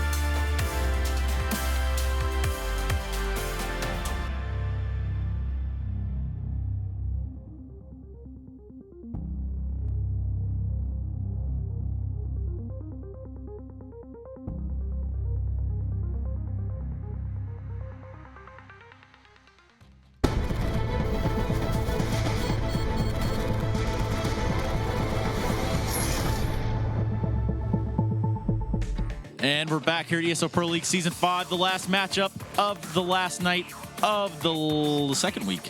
Actually, you were about to say the last week. I was on a roll there, but I wasn't going anywhere very fast. Hey, so we just watched Liquid and Complexity over there on Cash, and what was set up to be just a burner, but we're about to go into Overpass now. Give me a little bit something there. I mean, this is not exactly one of Complexity's greatest maps. So coming into this one, based on what we saw from them in the first map, I don't have high hopes. I think that Liquid should come out on top, assuming they don't let things fall apart in the post plan. You know who has high hopes? That's Eric DeBear Stromberg standing by at the Telestrator to tell us about Complexity's Overpass play. Take it away, Eric. Thank you, Stunna. And we're going to look at Complexity on Overpass. And one thing I would like to say to Warden, woo! Sometimes you got to give them the slap chop, get these boys motivated, my friend. And so you see right here, you see on Complexity's CT side, one thing that I've noticed the entire match is their spacing is pretty off. And what I mean by spacing is off, you look at a team like Immortals, they set up gauntlets. You have to run through 3 people. You got to check 10 different angles. But with Complexity, you see over here, you have Surreal, just one person watching short A and then one person watching long. And against teams like SK, who are just slow playing, they like to creep. It's a very hard to play a single angle against a team like SK because it's a numbers game at this point. They're going to exchange kills really well. And this round in specific, it worked out for Complexity's favor because they actually fell back and they waited the timeout. They made sure that, they're playing in the site together with 3 people. They don't do that too often. And the more that they are able to exchange kills and they're able to help each other out in a short amount of time, the more success that they will see. So if they let less picks go by, I think Complexity can be, a hard team to play if, there's fix these like small mistakes. And hopefully, in the future, you can see these improvements over time. And yeah, good job on Complexity for winning that round. Back to you. All right, fair enough. He's a little hyped up about this one. I guess he saw that last half of that last matchup going into this one. Give me a quick prediction before we throw it over to the commentators. It's not a great map for Liquid, but it's an even worse one for Complexity. I think even if Liquid looks a little bit rough around the edges in the post plants, I think Liquid takes it. You know what? I absolutely 100% agree. And standing by, guess who it is? The usual suspects, Blue and Daze. Take it, guys. All right, yeah, so it's time to get into our final map of the evening here now on Overpass. And, well, again, we've got another chance for Complexity, showing us some good stuff there in the second half, but overall their first half performance was still incredibly weak, and that was their big issue that we hopefully have to see a correction on now going into Overpass. Yeah, and I think, Liquid, looking back historically, I think they're a decent Overpass team, but I don't think it's one of, their best maps. And Stanislaw, I think, is a very, very good Overpass, in-game leader. So I think he can add a lot there and maybe make Liquid much improved because they already have a solid base to work on. So we'll see if Stan can come in and really improve them on it. And, I think he can. Liquid, with Dust 2 being removed, I mean, usually when they beat a lot of European teams, a lot of the time it was because Dust 2 was in the map pool. Their map pool before Stan joined, in my opinion, was very, very limited, right, when it came to top tier level CS. But now that Stan's here, maybe they can get to beat tier 1 teams on a map like Overpass, on a map like Train, similar to how Optics, Train and Overpass was, right, where they were very competitive against the best of the best on those maps. And I think Stan could do that. Complexity, I think this is going to be a very, very difficult map for them to win. I think if they were going to take a map in this series, it would have had to been Cash. I think Liquid's going to be a lot better on Overpass than Complexity. Just because Overpass takes a lot of utility. It takes a lot of teamwork when you want to hit sites on T side, a lot of well-timed flashbangs and smokes and molotovs, and I have zero faith in Complexity achieving that, quite frankly. Well, it's time to get into the match. You guys hyped for this match? I am. Well, you're not hyped enough because you're not giving us a woo! There we go. You happy now? You like that? It's a little ear piercing. Yeah, it's a bit louder for you, too. Anyway, we're in the match. Team Liquid starting off on the T side with Complexity over on the CT side. It's going to be Desi actually getting rather aggressive here. And, well, all right, that seems very easy. Desi has, like, incredible pistols, by the way. He's one of the best pistol players in North America. So off of that one, of course, the guys from Liquid are going to be hindered a player, but they're boosting up here on top. And Uber's trying to spray through it a little bit here, but not into the correct boosting position. Oh, staying a little bit late on that chop off there. Damage, a little bit of damage, excuse me, is done to Uber, though, as he's brought down about 80. Really nothing to write home about, unfortunately. And at the end of the day, Liquid's just going to kind of give up their stack here and fall back up towards short A entry point. Now, keep in mind, the bomb is still down outside of Monster currently, so they've yet to change that position back up.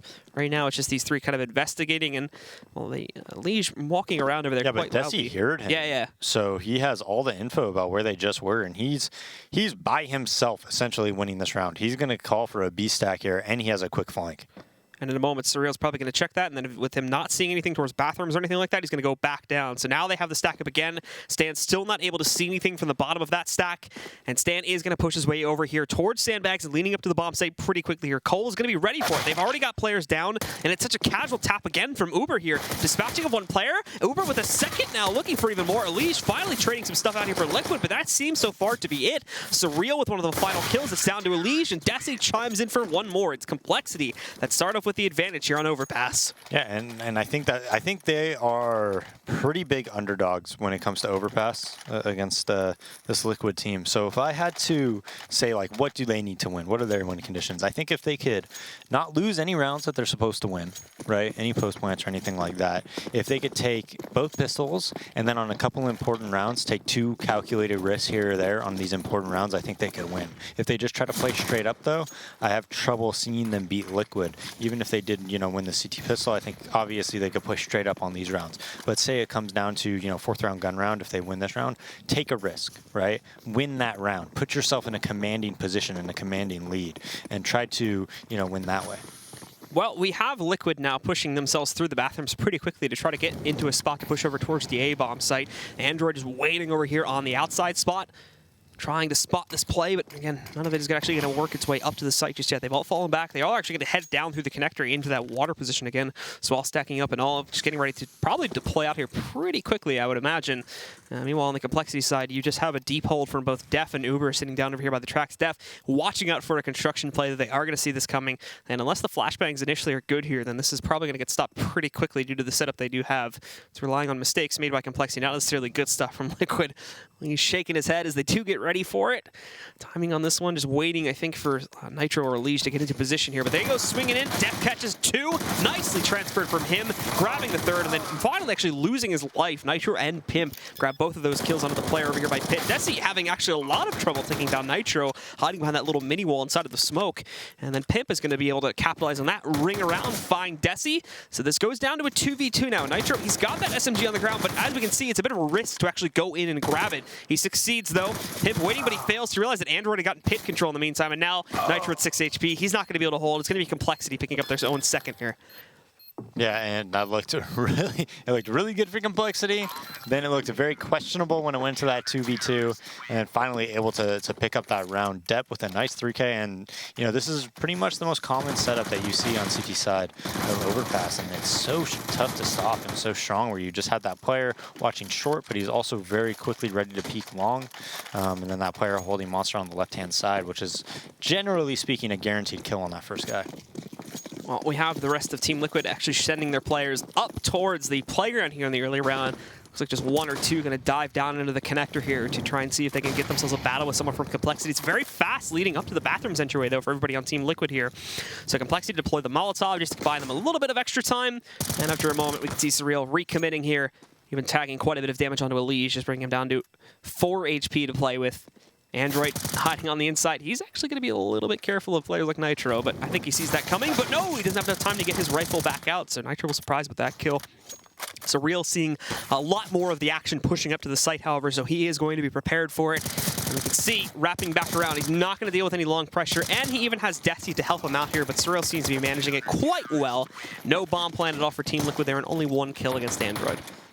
Yeah, and Stan could have stayed alive for just one more second, 1 or 2 more jiggle peaks, JDM could have got the bomb down, and they could have at least got that bomb money. But instead, Liquid buying on this 4th round gun round. And if I'm Complexity here, this is where I take some type of a risk in order to win this round.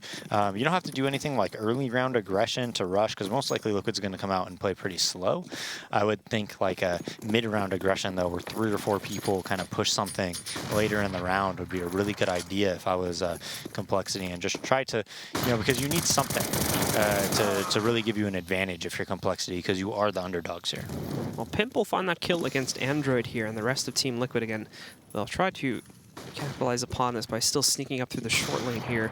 A few working their way down to the bathrooms, and JDM also catching a player close to the A-bomb. So they still have Surreal inside of this bathroom's entryway, though, that they've yet to account for. And he's certainly going to be able to hear them all shuffling down in a moment and be able to call that back out so that the additional A player can rotate back in. Surreal not giving himself away just yet. He does catch JDM, and they don't even realize where it's coming from here. So this push is going to get absolutely destroyed. A double molly kill against Pimp and Elige, and then Uber finishes it off. Nice recovery there after initially starting off from behind. Wow.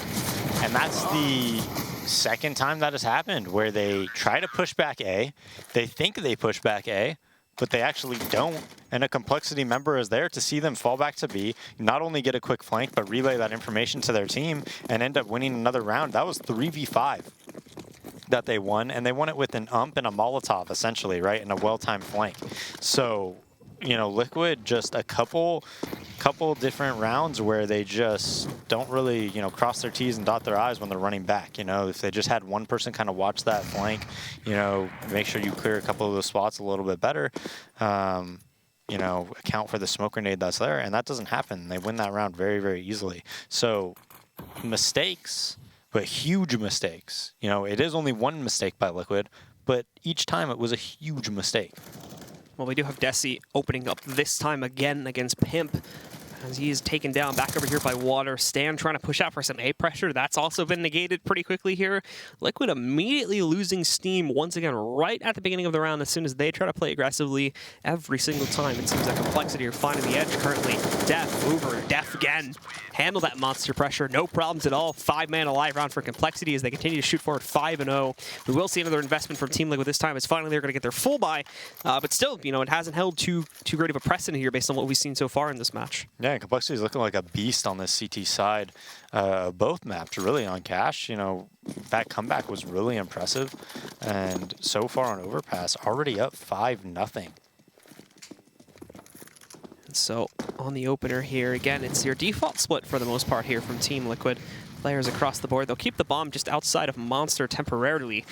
And then meanwhile, back over in the tunnels, you've got Elige waiting to bait out some of the pressure from there.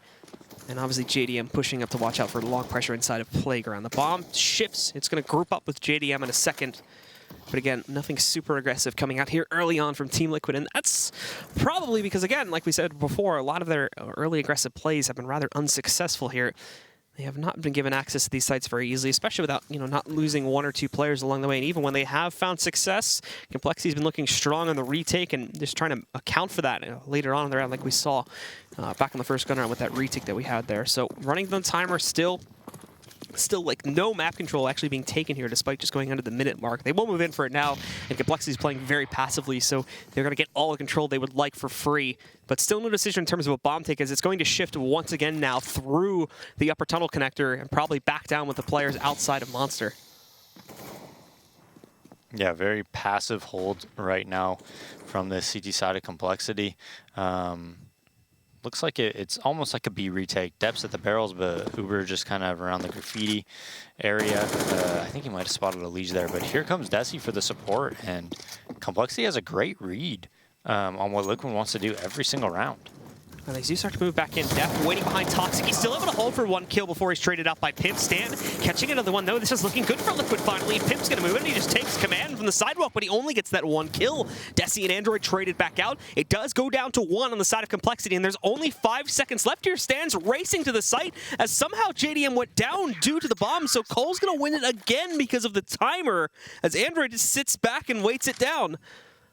Wow. I'm very surprised by what I'm seeing from Liquid. You know, usually when I see Stan Call, he has a lot of different like clever things that are happening, but it just looks really stale with what we're seeing right now. Like super just default type of CS. They're just like pushing things back and then executing together.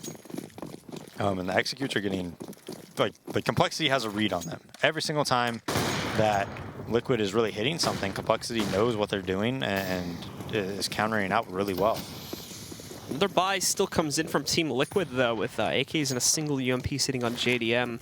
Very fast to move in here this time, though, and take control of all the way up to the bathroom connector here. Not going to be wasting any time with that one, because they've already gotten this full control. And while the rest of Complexity, it seems like they're actually going to get aggressive for the first time in a while. They're pushing back out, specifically over here towards the A-bomb site. Surreal waiting for the peek, and he gets it from Elige.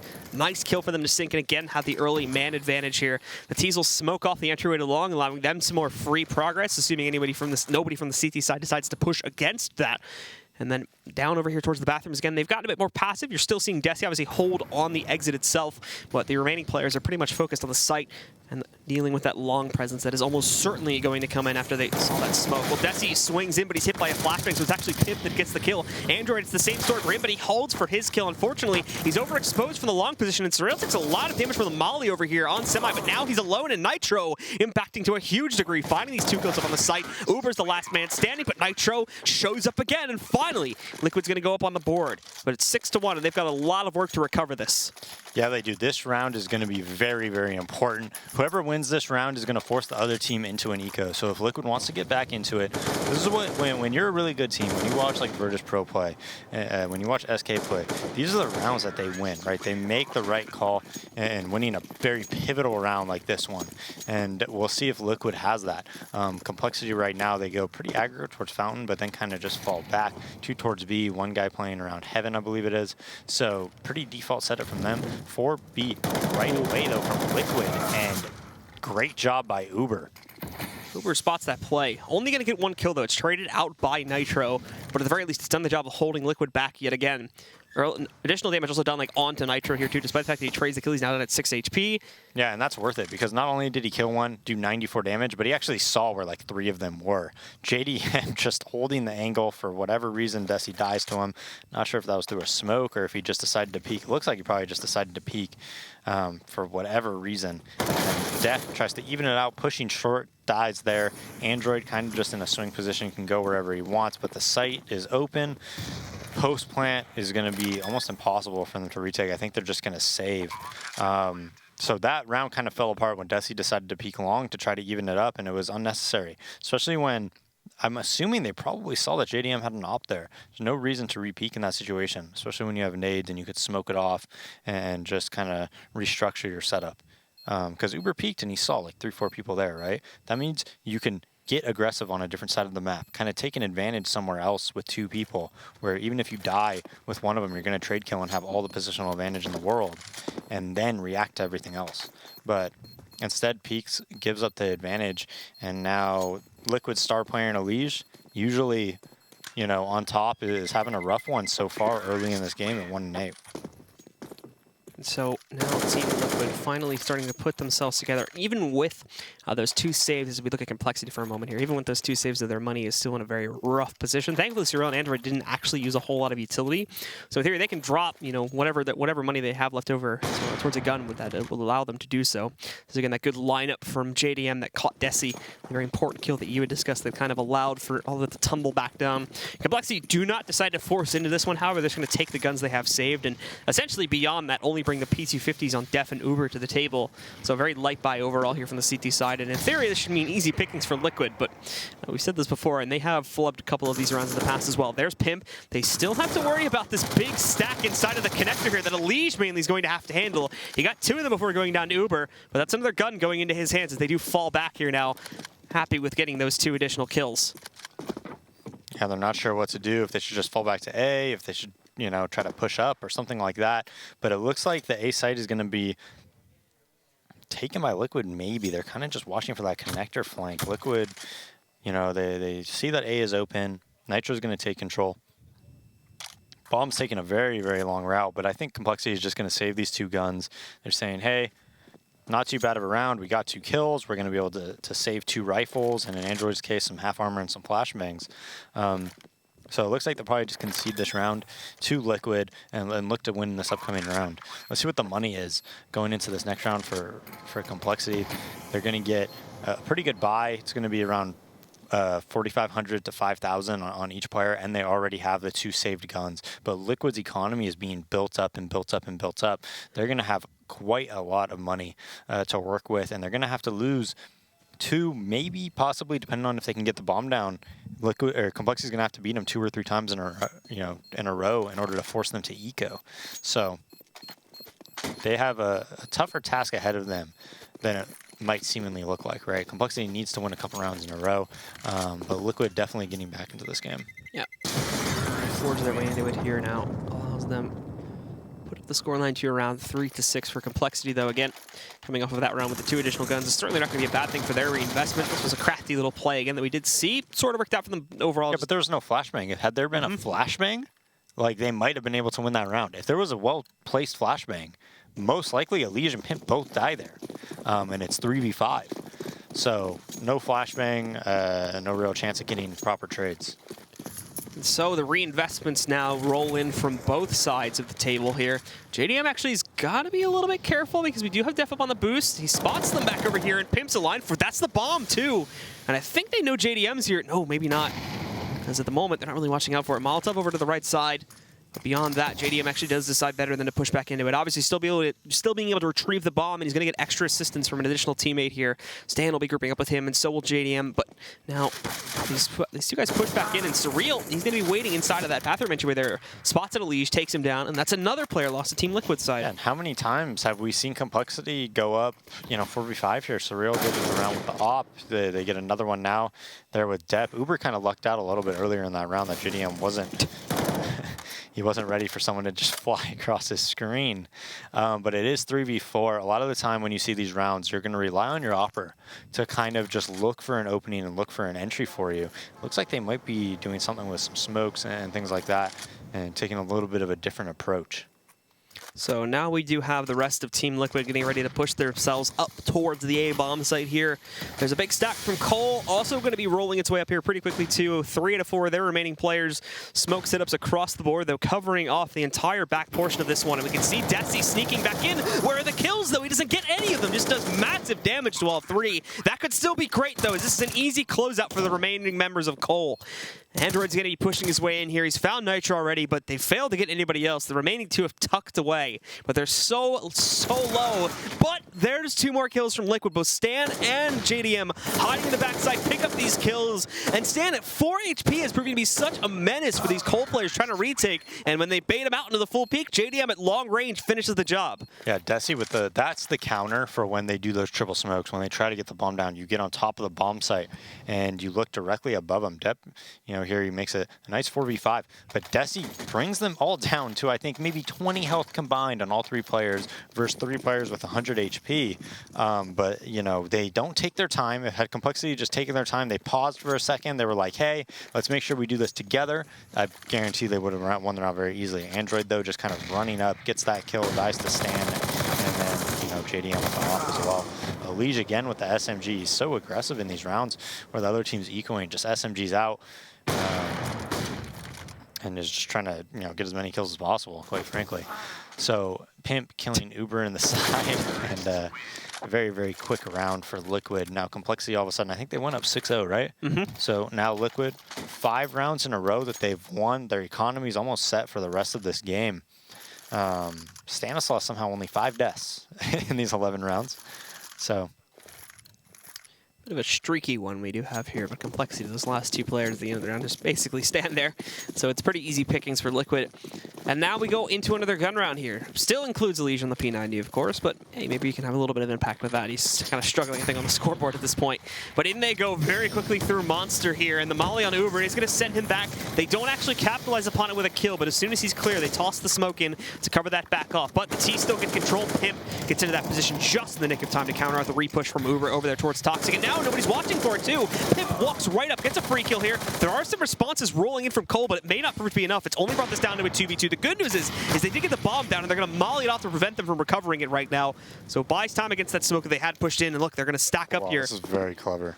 They're having some trouble with it, though, it looks like, and they can't really see anything initially over it, so they do de-stack it, just suffice to throw in the nade. Now they're going to molly off construction so they can retrieve the bomb and safely kind of put it onto the ground here. They know they're both back there, but at the same time, JDM does have to be cautious of monster pushes, too, as they've had plenty of time to wrap back around against that. The smoke will be fading any second, and I imagine they're going to start the retake here, too. They've got one smoke more on their own to try and use to get back in here, but in they go right into the barrel of JDM. Chimes in for the first one. The second one's still hiding behind the sandbags here. That's going to be Surreal working with the op, and in will go. That flashbang doesn't connect, but Surreal, the complete miss on the shot.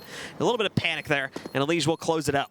Yeah, closes out with the P90, and I think Elige might be a little bit frustrated because he's P90 and rushing and just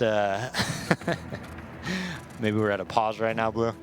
Yeah, probably by Complexity. So Surreal, the top fragger for Complexity right now. Depp is actually doing a really good job at that B side. I know they lost it there, but a lot of those early rounds, he was having a huge impact as well. Yeah, we can see 120.4 ADR for Surreal right now, 11.6. We are probably going to start to see these guys fall off a little bit as a Team Liquid do start to kind of chime back into this match, of course. But I mean, this is part of the reason as well that we didn't see them get off to the hottest start. You know, some of the bigger fraggers like specifically like Elige here are still sitting towards like the bottom of the scoreboard right now for Team Liquid, so needing to sort of find their stride and find their impact here in this matches. They've been unable to do so far, and it's kind of other guys picking up the heat. Mainly JDM, I think, has still been kind of the biggest player for them this evening in both games. Yeah, Complexity able to buy here, kinda. I mean, Desi's gonna have M4 armor. They're gonna have the op on Android, and you know, another M4 armor, but 2 umps right now. I don't know. I think the ump's like so good though, so it's not that big of a deal. It became OP at the major. It was a big talking point there. Yeah, it's pretty insane. It's funny how it works, right? That just once people realize how good something is, how you start abusing it. Like I remember when the CZ, you know, JW just started using it, everyone's like, this gun is amazing. This is incredible. And then everybody started using it, and then it got nerfed. So we'll see. Maybe it will get nerfed, maybe not. We'll get into it here now, and it's, again, fairly standard openers on both sides. No one doing anything crazy right at the beginning here. Pimp just kind of testing the waters with that spray down, hoping to catch one of the CTs crossing to a close-up position on Monster. Not the case, and over here on Team Liquid's side in the playground, they are they're just sitting back over here watching for additional long pressure in the event Complexity wanted to go for that, but they're not doing it currently. Yeah, a very slowed down round by Liquid. And I think that's pretty smart by them. A lot of the time when teams come out of timeouts, they try to do like very early round pressure and aggression. So they kind of wait for that, see if they could punish that. Doesn't happen. Elige takes control of the connector. Depp here in the sewers with Uber, and they have a nice little setup here at B. We'll see if they can get anything going, you know, from it. And Liquid just kind of trying to take map control, but this should be a death for Nitro. So we are going to see Nitro still trying to play with this a little bit here. Really just hanging back right now, especially with the smoke coming in from the CTs. So Complexity is going to be able to hold control of the water area for right now. But the time's getting low here. I mean, Team Liquid needs to make a move sooner or later. Otherwise, they're not going to have enough time to adequately actually get up to the bomb. So the good news is they wasted a lot of the utility from Complexity. Their last molly just got tossed out right now, and they've got one more smoke sitting on Death. That's it beyond that, though. But it's kind of the same story for the T's. Now they push back in. Here comes the Resistance. It's all Android right now. He picks up 3 of these kills, destroying them with the op, and Def comes in from the back flank to finish it off. Yeah, and after losing 6 in a row, Complexity gets back on the board. Liquid doesn't get even 1 kill in that round, but they're going to have enough money to probably buy out for the rest of this half. If you are Liquid, Android with some nice pop shots there. Just 3 kills right away. It's funny, Surreal's just in the site, just running back and forth with the ump, and nobody could hit him, and he's just garnering so much attention to Surreal that it actually opens up a lot more for his teammates like Surreal, you know, to get those op kills. So the rest of Team Liquid now proceeding up here again into their, it's basically become their fairly standard opener. The slow push over here, the boost up to watch for that long pressure. They've got, I think it's Nitro down below inside of the pits there. Watching to see if any of the CTs push connector. And then the same thing for Pimp back down over here outside of Monster, just countering out aggression. So we'll see in a moment here. Android looking to challenge. He had himself a good round last time, and I'm sure he's going to want to continue that streak if he can. But most of the pressure from Liquid this time is actually going to shift out towards long. They'll try to play it in towards here. And pretty quickly after this one, I imagine someone from Complexity is going to be able to hear some of this, and they will shift their own players. But no, actually, Android just continues to push forward for free right now. This could be very, very disastrous if it's not caught soon. There's Surreal finding the first target. Down will go Elige. Android sees them both coming in from long. He can call that, or going into the bathroom connector, excuse me. Right now, so we should be able to call this out for Surreal that, yeah, he's going to have pressure coming his way any moment. And finally, Android chooses to strike here against JDM. Long now back under full control of the CTs. Pimp is going to be working on counterflanking right now, which will succeed in doing that, taking down Android, but the damage has already been done. Put into a 4v3. Again, running the timer down very, very low here on the Team Liquid side. Surreal still here, but he actually misses the shot and doesn't try to back up at all here. He's going to give himself away, try to commit to the battle. That's not going to work. Now, all of a sudden, we're even again. There is still going to be a presence from Desi, which could really screw these guys over, because it's not just a direct retake they're going to have to deal with. They have to watch out for a quick, long retake, but Uber just waltzes right out. Here's Desi, though. 2 quick kills for him. Another player, the last one, actually. Nitro on the back point, but he gets one. Can't get the second one, though. Def saves it again and allows for Complexity to shoot up to 8. And again, that's the 3rd or 4th time now this half that somebody from Complexity just kind of slithers through, avoids all the terrorists, gets behind them, and can kind of dictate how the round works in Android's case there. And that happened again, you know, a couple seconds later with Desi flanking them at long A. So this Liquid team, there's definite holes, and Complexity is, you know, finding them and finding ways to win rounds that are a bit unconventional. Elige will find the first kill in this round, though, against Def. And we can see Liquid, again, just spread out beyond this now. They're not going to be able to capitalize on this kill just yet.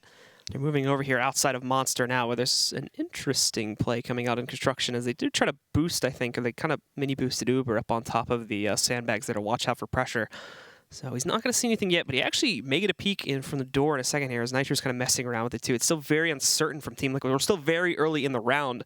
We can see them with the bomb grouping up over there upstairs. So, he looks away, and he has the potential to catch a crossplay right now. It's actually Stan that sees him, but Uber somehow recovers. Elige will trade it out pretty quickly, but now, again, this goes back right into a 4v3. Team Liquid still having the advantage due to the earlier kill there against Def. Beyond this, pushing up towards A here. And having Elige still sitting further back to watch out in case they try to push through to construction. They've managed Surreal. That's cleared them off of the A-bomb side in these last 2. I mean, they're going to try to rotate back up, but they don't really have the presence to retake anymore. Yeah, and it looks like Liquid's probably going to win this round, and it's just been a game of runs, right? This whole series so far, as Nitro dies inside the smoke to Desi, but this is a very difficult retake. Without any smoke to cover the bomb from Android or Desi, it makes it that much more difficult. But it is playing a little bit of an awkward spot. On their side, thankfully, Pim plays it aggressively, though, and just manages that beautifully. So that is how we're going to close out the half here. Still rather close overall, though. 8-7 is going to be the scoreline. Stick around, guys. The final half of the evening here between Team Liquid and Complexity is coming up in just a few moments.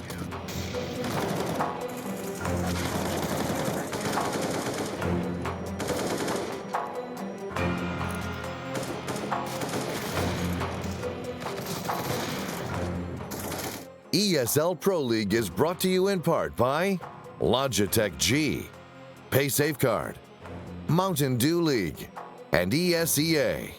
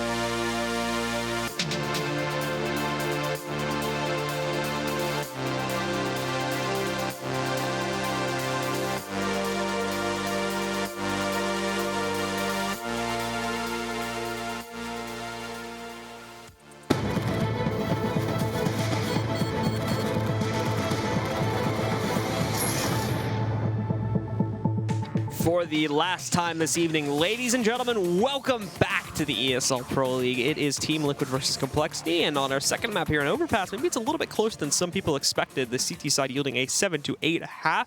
But now the problem is, as we go back to Cole's T side, this is where they had all their problems in the first map. Yeah, but I mean, this game has just been a game of runs. It seems like whoever gets hot just strings together 7-8 rounds in a row.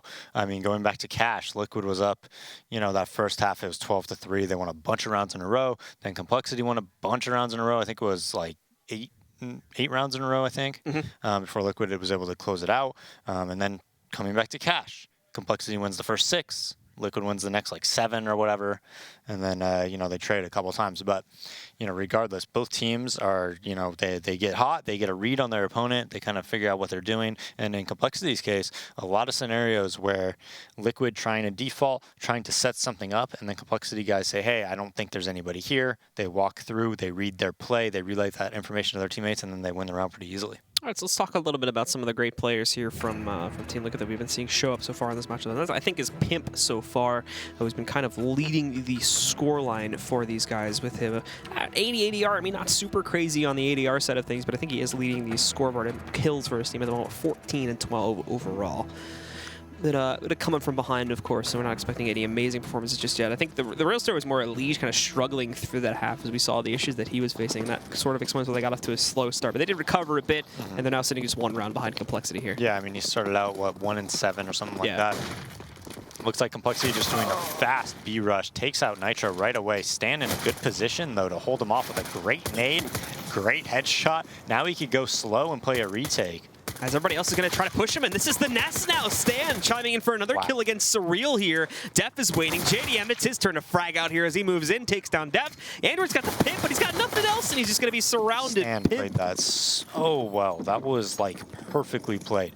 He gets the nade off to slow him down, gets the first headshot, gets another headshot, has the you know, constraint to, instead of just trying to frag hunt or anything like that, falls back, and Complexity chases him, and they chase him right into the trap of you know, multiple Liquid players there.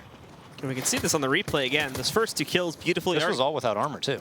He already tossed up the nade by this point as well, and then just falls right back into it to play with his teammate at this point. Yeah, that was just great stuff by him, man. Very impressive. So Liquid able to pick up that CT pistol. Complexity decides for a full eco almost. You know, they bought a few P250s. Any kills that they can get is going to be great for them in this round, but they're going to buy in this upcoming round. Have full AKs, JDM. There's the bomb. Yep, gets the bomb, gets the Molotov down on the stairs, stops any type of players coming towards him, and stands alive. Desi's going to push up against Nitro here, but Nitro holding back. Still a bit low at 15 HP, which would explain his hesitance to actually swing out wide there, since Stan kind of get destroyed because of that. But still, the bomb is being defended by 3 players from Team Liquid. There's basically 0 chance they actually get that bomb back, and Nitro's basically just waiting down here to finish them off. Lige hopping his way through the connector there, finishing off Android, and Cyril 2 HP. Highly doubt he's going to find any additional frags unless he runs into Nitro. Yeah, probably not. 2 HP, Galaka burst, hoping for the best here. Pretty sure Pimp heard that when he switched to burst. But that was pretty humorous when Stan, you know, Nitro's fighting. He's like, don't worry, buddy, I got you. I'm going to protect you, man. And then, bam, just instantly dies to pre-firing P250s. So a bit of lucky after he used up everything on that first round, it seemed, getting the big 4K there. But for Team Liquid here, they now have the lead going for themselves. However, they're going to run into an instant buy up here from Complexity, since they did get the plant for themselves to enable that possibility. It's going to be a little bit light on utility from the Complexity side. They don't have a whole lot. In fact, I mean, what they did have, they've already used up most of it. There's 3 grenades left in this team. Lige with an advantage. They thought he was down there as well. So beautifully played by him. Now he's got an AK, looking for more. The bomb's kind of in the way, but it doesn't matter. Shuts down Surreal. Now there's only 2 left. Yeah, he has 83 health after getting that 3K, kills 2 with an MP9, and ends up with an AK at the end of the whole ordeal. So Complexity just getting slaughtered at the start of that round, brings it into a 2v5, and now Liquid just going to kind of turtle up. They don't want to have any deaths because they just, you know, it's just so important on that CT side to build that economy and build it up as much as you can so that you can withstand a couple losses in a row and try to reset the Ts, right? And it's a lot more difficult to do generally on that CT side to control the money that way. And that's why you really want to minimize deaths in 2v5 rounds and things of that nature.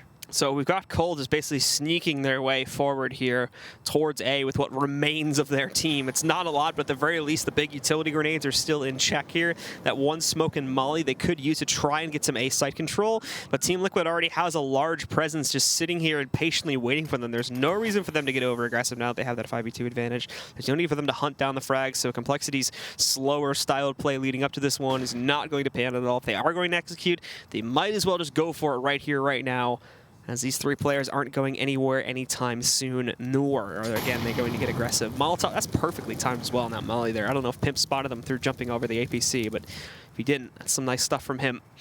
So that will hold them back for even longer. I don't even think they're going to go for it anymore now because of that molly, so they're just going to sit back and save the rifles. Yeah, I mean, and this isn't like a good save or anything. It would be better if they would have just got like 3 kills or something like that, especially dying after the round, both of them. So now both guys get $0. Yeah. So here's the Liege play again. The two kills from up on top. Not very often that you see that happen. Yeah, that was not very well thought out. No. But anyways, for Complexity, I mean, yeah, they don't get any money. So that's going to hurt their next round. They want to buy in this upcoming round, but instead they're just going to end up with 3 AKs and then 2 guys with Tech 9s and nades. And I still think that's fine. I think you should definitely still buy in that case. But, you know, right there, it probably would have been better if they would have just tried to chip away some economic damage of Liquid instead of just trying to save those AKs. Because I think you have a better chance of chipping away the economy in that situation than you do in this upcoming round if you save the AKs, in my opinion. I think you could have, you know, because they want to chase you, right? They want to try to kill you. So I actually think you could have gotten 2 or 3 if you were a little bit more aggressive. Uber with a nice trade against the Liege here after he pushes out towards long and kills Surreal. Death, hello. Spots JDM looking all over the place there, so he's going to waltz right in. But there's an additional trade from Stanislaw back over here. He catches Desi. It's a bit discombobulated all over the map right now. But it does work out so that Complexity actually do get control over here of the A bomb site, along with 2 AKs now sitting in the hands of Def and Uber yet again. So they're going to have those to work with here. Stan pushing his way back up. Pimp, very low, 12 HP, but Nitro's here to save him, and down goes everybody from the Complexity side, and just like that, it is an 11th here for Team Liquid. Yeah, struggling a little bit there. He loves his ecos, doesn't he? Seems like every eco round is extremely aggressive. Gets punished there. I know he got 1 kill, but you know you expect to do more with that than when you have AK full armor. I think it was Depp who flanked somebody in the site right, got the bomb down. So that was a good round for Complexity, and getting the bomb down there is going to allow those guys that died and lost all their money to actually get something going here and actually have full AK armor. Yeah, so they get the armor obviously because of the death, so they don't get any real utility behind it. Android gets a smoke, but that's it. Ooh, JDM had a chance actually for a free kill here, I think against Surreal, but was a little bit late and was not able to connect the shot because of that. Pimp ready to peek against someone like Desi though, just waiting for it, hoping that they had gotten downstairs. Desi did not actually cross the hall into this cubby though. He's actually sitting just at the very bottom of the staircase, and he wins the battle against Pimp, baits him into the open, and it works out great for him. So with patient play, we'll give Complexity the early man advantage here, but they still have to go against like JDM, but he's also going to be smoked back out, which will send him over to the site. Well, they still may tag team, just not the entrance to the site itself here, where they were currently positioned. The dreams of actually pushing forward and having this aggressive op pick up 1 or 2 kills is pretty much gone now. Yeah, and this is a play that we're seeing more and more common now on overpasses, where you smoke out the B barrels right there, where everybody likes to hold for the push, and then you can kind of flash over and peek. And if anybody's not dodging flash, you're going to have a free kill, and you're just putting pressure there actually gives you a little bit of information. It makes it a little bit easier to win these rounds. Yeah, as Desi and some of the others here now grouping back up downstairs, preparing for an entry play over towards B, and I mean, it's going to be open. That's the thing. Team Liquid completely bit on all the A pressure right now, so they've got everybody sitting upstairs hoping it's going to come towards the site, but it's not going to be the case. They're going to be completely outmatched in a moment here. Rotations are on the way from Nitro, but that's it, and he's only at like heaven right now. Actually, excuse me, he's gotten himself down to CT main, but it's too late to actually do anything about this take. Him and JDM both getting down here, and even the Molotov covering off the doorway. I missed that too, so that restricts me even further. Uber's watching for this flank. Got a beautiful angle as well, and he can even switch it up to the other side of the sign. So that's pretty much killed it. JDM up on the boost. He does get a nice kill on a depth, so I think this is going to reignite a bit of a retic here. He did take a lot of damage from that, though. He's down at 27 now. They know that Android moved his way over towards the pit here, but Nitro has not been able to get the full intel on it. Now he's being pushed. Oof, he's going to lose his life there. JDM's long gone, so he's going to be on the run. But even with that, it's going to be a round for Complexity. Yeah, JDM looking to save his op here. Let's take a look at the money and see what Liquid's working with. I mean, they're going to have not only this round, but if they manage their money properly and JDM's able to save this op, I think they'll probably have 2 rounds in a row that they're going to be able to buy, which means that Complexity still is in danger of getting reset. You know, it looks like, even though I think Overpass is inherently a bit of a T-sided map, I think that with these 2 teams, it's more CT-sided. And so having said that, like, that means that I think Complexity has, you know, a tougher road than Liquid when it comes to winning this game, especially with Liquid having that 2-round advantage. So Complexity themselves, again, sending their players over here up towards the fountain area. A little split beyond that as they do send 1 or 2 more down towards like outside Monster and into the connector here. But we can see that long pressure this time. And this is what they constantly set up for to counter this one out. They didn't boost it this time, though. They just stacked their players inside of the playground. It's actually going to be JDM that moves in and does find the first kill here against Def. So nicely done from Liquid, and they're just going to be happy with that. Now they just fall back and they'll play to the sites probably. Yeah, they're going to try to leverage that advantage and you know, make them execute or something like that and win the round that way. They kind of have a retake B setup right now. We'll see if they try to move into holding it, though. They do have a lot of utility, so they could utilize that when it comes to holding it, but we'll see. Complexity, Android probably feels like he could walk out B here and maybe make something happen. This is a very common play. When you are down 4v5, a lot of the time you can walk out Monster. You can take clean gun battles and maybe even it up and win the round that way. I think that's probably the most common way we do see people take rounds when they are a man down. Ooh, Uber being spotted off there by one of members of Liquid. I think it's Pimp this time this season, but he's got one more around the corner. Wait for it. JDM winning out the duel versus Uber there. Now more pressure going to be working its way in from Monster, but Stan is prepared for it. He's got one. A good nade connects onto Nitro here, so he's going to be holding back a little bit, peeking back out. Elige with the trade, and Nitro, well, unfortunately dies to the molly, but he did finish the round, so he's got that going for him at least. Liquid up to 12 now. Their advantage starting to solidify a little bit better. Yeah, and this round is going to be Complexity's last chance, in my opinion, to really win this. I think if they lose this, you know, going to be saving the next round. You're probably going to put Liquid on 14 or 15 to 9, and I think it's going to be too much to overcome. So this round, they really need to win. They could have bought an op. I'm surprised they didn't. I believe one of their players had 5750. So instead, just 3 AKs, a couple Tech 9s. And JDM is going to wait for the long play again. They pay right into him. Yeah, the flash doesn't connect on the JDM at all. That's super basic. I mean, that should never happen. And he gets essentially what's, I mean, you could call it a free kill at that point because he walks right into him there. There's no way the pistols on Def is going to be able to respond to that one. So Surreal and Uber now trying to push their, or excuse me, just Uber just trying to push his way up to recover the long. I mean, they get themselves up here, but again, they got that man advantage, so they don't need to play aggressive anymore. The CT's just going to hold back. It makes no sense either, because even if they're challenging you, like behind the rock or the tree or whatever, I mean, you have a Tech 9, you're so disadvantaged. Why would you put a Tech 9er in that position and not one of your AKers? While Uber trying to push in for long again. Actually a missed shot from JDM, but still jumping around the corner here. JDM's given plenty of opportunity to recover from that missed shot, and now Elige just waits for the pressure from downstairs. However, Android does actually pick up the kill against JDM. Elige just remains stalwart though, and he is able to challenge that when he does push back in. It's just on Surreal now. Pimp's gonna get the close out there, and it's another easy round for Liquid. Yeah, but I don't understand. Why would you send a Tech 9er long? It's literally across the map. It's like one of the farthest away things in Counter-Strike, right? Even if the guy's anywhere near the tree or anything like that, you're going to lose that battle 9 out of 10 times. Doesn't make much sense to me when you have 3 AKs on the board, and you can definitely send an AKer there. Anyways, though, Complexity on a full save now, just a couple P250s, so you know Elige is going to get aggro. Pip moving back in here. He finds Def and Desi from down below too. Casually swapping over to the 5-7 to finish off Android. Just onto Uber here again. These ecos on T-side from Cole. Just very uninspiring, unfortunately. And it allows Team Liquid to push through very easily. Again, very quick round from them, and now they're just 2 away from closing out the map. Yeah, 14-9 by the time Cole is able to get another buy-in. So Liquid, ton of money to work with. I mean, you know, Complexity going to have to win 2 or 3 in a row in order to break their cash, depending on how, you know, Liquid, if they save guns or whatever, but they have everything they want right now, right?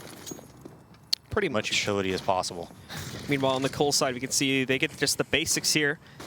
Again, AKs and whatnot. Still no op to be seen. Desi, oh, recovery against Pimp. Pimp knew that he was going to hide up on that same spot again, but he still countered it out. Nicely played from him. Wins the 1v1. Only loses about half of his HP in the process. So now it's Cole that have the early man advantage here, and they will not push out aggressively at all. They're still hanging back, mainly over there at the top entryway, the tunnels leading into like the playground and whatnot. Yeah, Complexity just holding, trying to use that advantage and that 4v5, seeing if Liquid will push anywhere. Right now they have 3 players towards B, it looks like. 1 player on the bathrooms, which is a Liege, so he's scouting it out. He's seeing if he sees anything. And if he doesn't, he's going to call for his teammates you know, to just stay B. But Complexity creeping up very, very slowly, and they're going to meet with him very soon. Yeah, so he's got a big opportunity here to put a shutdown on this one. At the very least, call the intel off. He's actually falling back. He's got to be careful on that cross, though, if he goes all the way back, as they are positioned to knock him out now. But some more of them moving downstairs through the connector here. The door's open, and they don't have anything to counter out JDM if they just directly peek it right now. Surreal is going to have to go on the cross with them, and so they need something, or he needs to jump across this one, yeah. Thankfully for him, he gets across it without losing his own life. But Elige has certainly started to expect something down these tunnels. He hits the nade over here. But Elige is going to chime in for that first kill against Def. And, well, there's 3 more from Elige. That's one of the fastest 4Ks I've ever seen. And with that, Nitro chimes in for the final kill. Yeah, the flashbangs and the nades weren't really there to push that crossfire out where the guy's sight taking contact and then the guy's close bathrooms kind of working off of them, right? And Elige just with a beautiful spray down gets depth just all blind. That was like 6 bullets for 3 kills there. Jesus. Those 3 kills happened literally in maybe like, yeah, just like you said, like 5 or 6 bullets. They managed to close out on him. And the first kill, so quick, so clean. Nicely played from Elige, certainly making up for the bit of a slow start in the first half there. That nade going deep too. That's a lot of damage into Complexity. So they take so much in the way, and it's another big lineup. Pimp only getting 1 kill, but again, more damage being done to the remaining members of Cole back in here. It's a slaughter, and it's all Liquid. The last man falls, and it's going to be Team Liquid that take control of the final match here for this evening. It's going to be 16-9 as our final scoreline, 2-0 overall for them here on the evening. So congratulations. A little bit more competitive this time, but those T sides from Complexity are so weak on both maps, and unfortunately leading to their ultimate downfall. Yeah, I mean, on that last round, they before they even saw anybody, I think they were down to about 200 HP combined from those like 3 HE grenades and that Molotov. So Liquid textbook play into stopping any type of a long B rush there. And, you know, some impressive things. I think if Liquid would have if they could look at that demo and be like, okay, look, when we're running our default, we have to make sure nobody's flanking us. We have to make sure we clear this spot, and maybe even leave somebody there to, you know, make sure that nobody's quick flanking or anything on the re-aggression. And then I think that actually would have looked a lot different. But Liquid, you know, besides that, was very, very impressive, I think. All right, so that's going to do it for Days and myself for this evening. So we're going to send it back over to the analysis desk to close out the night. You know, a map that really did show a little bit of promise there in the first half. I really think we got kind of a bang for our buck there, and Complexity and Liquid.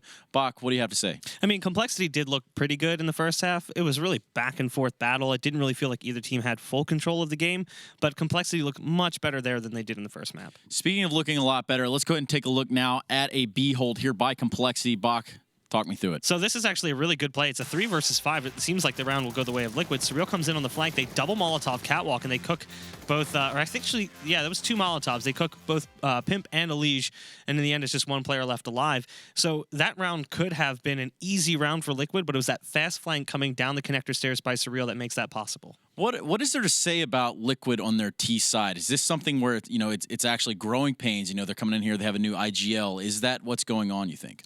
I don't know. Like we were talking about it between the maps, and it did kind of feel like Liquid kind of just unplugged a little bit on that first map, like kind of just got into cruise control a little bit, didn't necessarily take the rest of the game too seriously, and I think maybe that spilled over a little bit into Overpass at first. Okay, so we're going to load up round 18 right now. Elige is doing quite a bit of work over here. Bach, it's your turn. All right. Well, Elige gets on the other side of the smoke, and he actually gets 2 kills with the MP9, swaps out, picks up an AK, and sprays away at the man towards party stairs, and he actually picks up a 4th kill in the round as well. That's like a $3,000 swing. So not only does he get 2 kills with the MP9, he also gets the AK upgrade, and then 2 more kills with the AK. So it was a huge round for Liquid, and it kind of initiated the shift in momentum to them. Well, looking further into this too, I mean, obviously Complexity, not the same caliber team as Liquid, but this Complexity team just started off really slow in the first map, battled back a little bit, came out strong in this first half of the second map. I mean, what does there say about their T sides at this point? I think in general, both teams, the T side was a little bit confusing at points. Liquid seems to rely more on firepower at times, like just letting Elige and kind of JDM open up sites. I think we'll see more from them in the future, a little bit more promise on their T sides. Whereas, Complexity was just kind of all over the map at points on both sides of the map. At times, it seemed like all of the pieces were a bit disconnected. Like you saw that play on Long. They tried to flash their way in, and Daze was highlighting it. They lead with the Tech 9. Even if he's able to get across, what does he do? There's an AWP staring you down. It's the most likely spot on the map to encounter an AWP. What does he do? What do they do? All questions that Renegades and Complexity can ask themselves. Let's take a look now at the matches from tonight as we do see that pull up on the screen right there in front of you. Cloud9 coming out, pretty much no contest there over Renegades. Liquid also having somewhat of the same effect. A little bit of battle out there on the first map of Cash, but as we do take a look over there at that secondary stream, an overtime matchup. You know, this one might confuse you a little bit if you look at it. SK and Rush, 19-17. Bach, what do we know about that? Rush and SK's playing in Germany right now. So they're boot camping for IEM Katowice. So as a result, the ping's a little high, caused that game to go deeper than maybe people would expect. And then Misfits coming out and pretty much trouncing Selfless. Let's take a look now at the standings here in North America's Season 5 of Pro League. You do see SK, Cloud9, Team Liquid, and Optic sitting at the top of the board with CLG, Misfits, Luminosity, and Immortals. Not much further down in the pack from them. Yeah, I mean, Cloud9 right now, just looking at their score and their round differential, it looks like a really healthy season, but they haven't really had too much competition yet. They played Rush, they played Winterfox, and they played Renegades. 3 teams who are struggling. So you could look at Cloud9 and say, wow, they're playing really well. And I'm not going to discount anything from Cloud9, but in general, I feel like they'll get tested more as the season progresses. Right, they've definitely not seen that level of competition. And we do know that they can run around all over the place here in North America and do that in the woes that they have had. Being more so international than here in home soil. Exactly. I feel like in general that's been the thing for a long time for them. But if they want to defend themselves as the champions of the ESL Pro League and doing it here in Season 5 like they did in Season 4, had a great online run, up to the LAN finals and then victorious there as well, they're going to have to garner it up, and then they're going to have to saddle up and ride out to Dallas, Texas, where the Pro League finals will be this year. You can get your tickets at proleague.com/Dallas. And Bach, I think you bought yours during the last break, right? Yeah, I did actually. I bought 12 just to be safe. Just in case. You never know. I might lose some, so I bought 12. You might lose 12. StubHub. All right, I guess that could happen. Bach, give me some final thoughts on this night of matches. It was kind of what we expected to see. Liquid did at times struggle. I think halfway through that first map, they kind of just disconnected mentally. It seemed like a completely different team. Cloud9, again, looks really strong. Renegades and Complexity are both struggling to find some form of consistency. I think that they're both going to have to make some changes internally, not necessarily roster, to try and find some success moving forward. Bach, when I said give me your final thoughts, I actually meant like the final things that you're going to be saying on the show because, we're actually done with you at this point in time. You're actually no longer needed here. So if you'd like to set the microphone down and all your stuff, I'd like to thank you for coming out. Participation awards all around. I worked so hard. Yep, that's really unfortunate. I have notes. Maybe next time. We'll see you around, Bach. I'd like to thank you for coming by. After everything I did? Peace, cuz. This is what I get. Come all the way to California. Deal with your terrible weather and your rude staff. Sir, please step away from me before I call HR.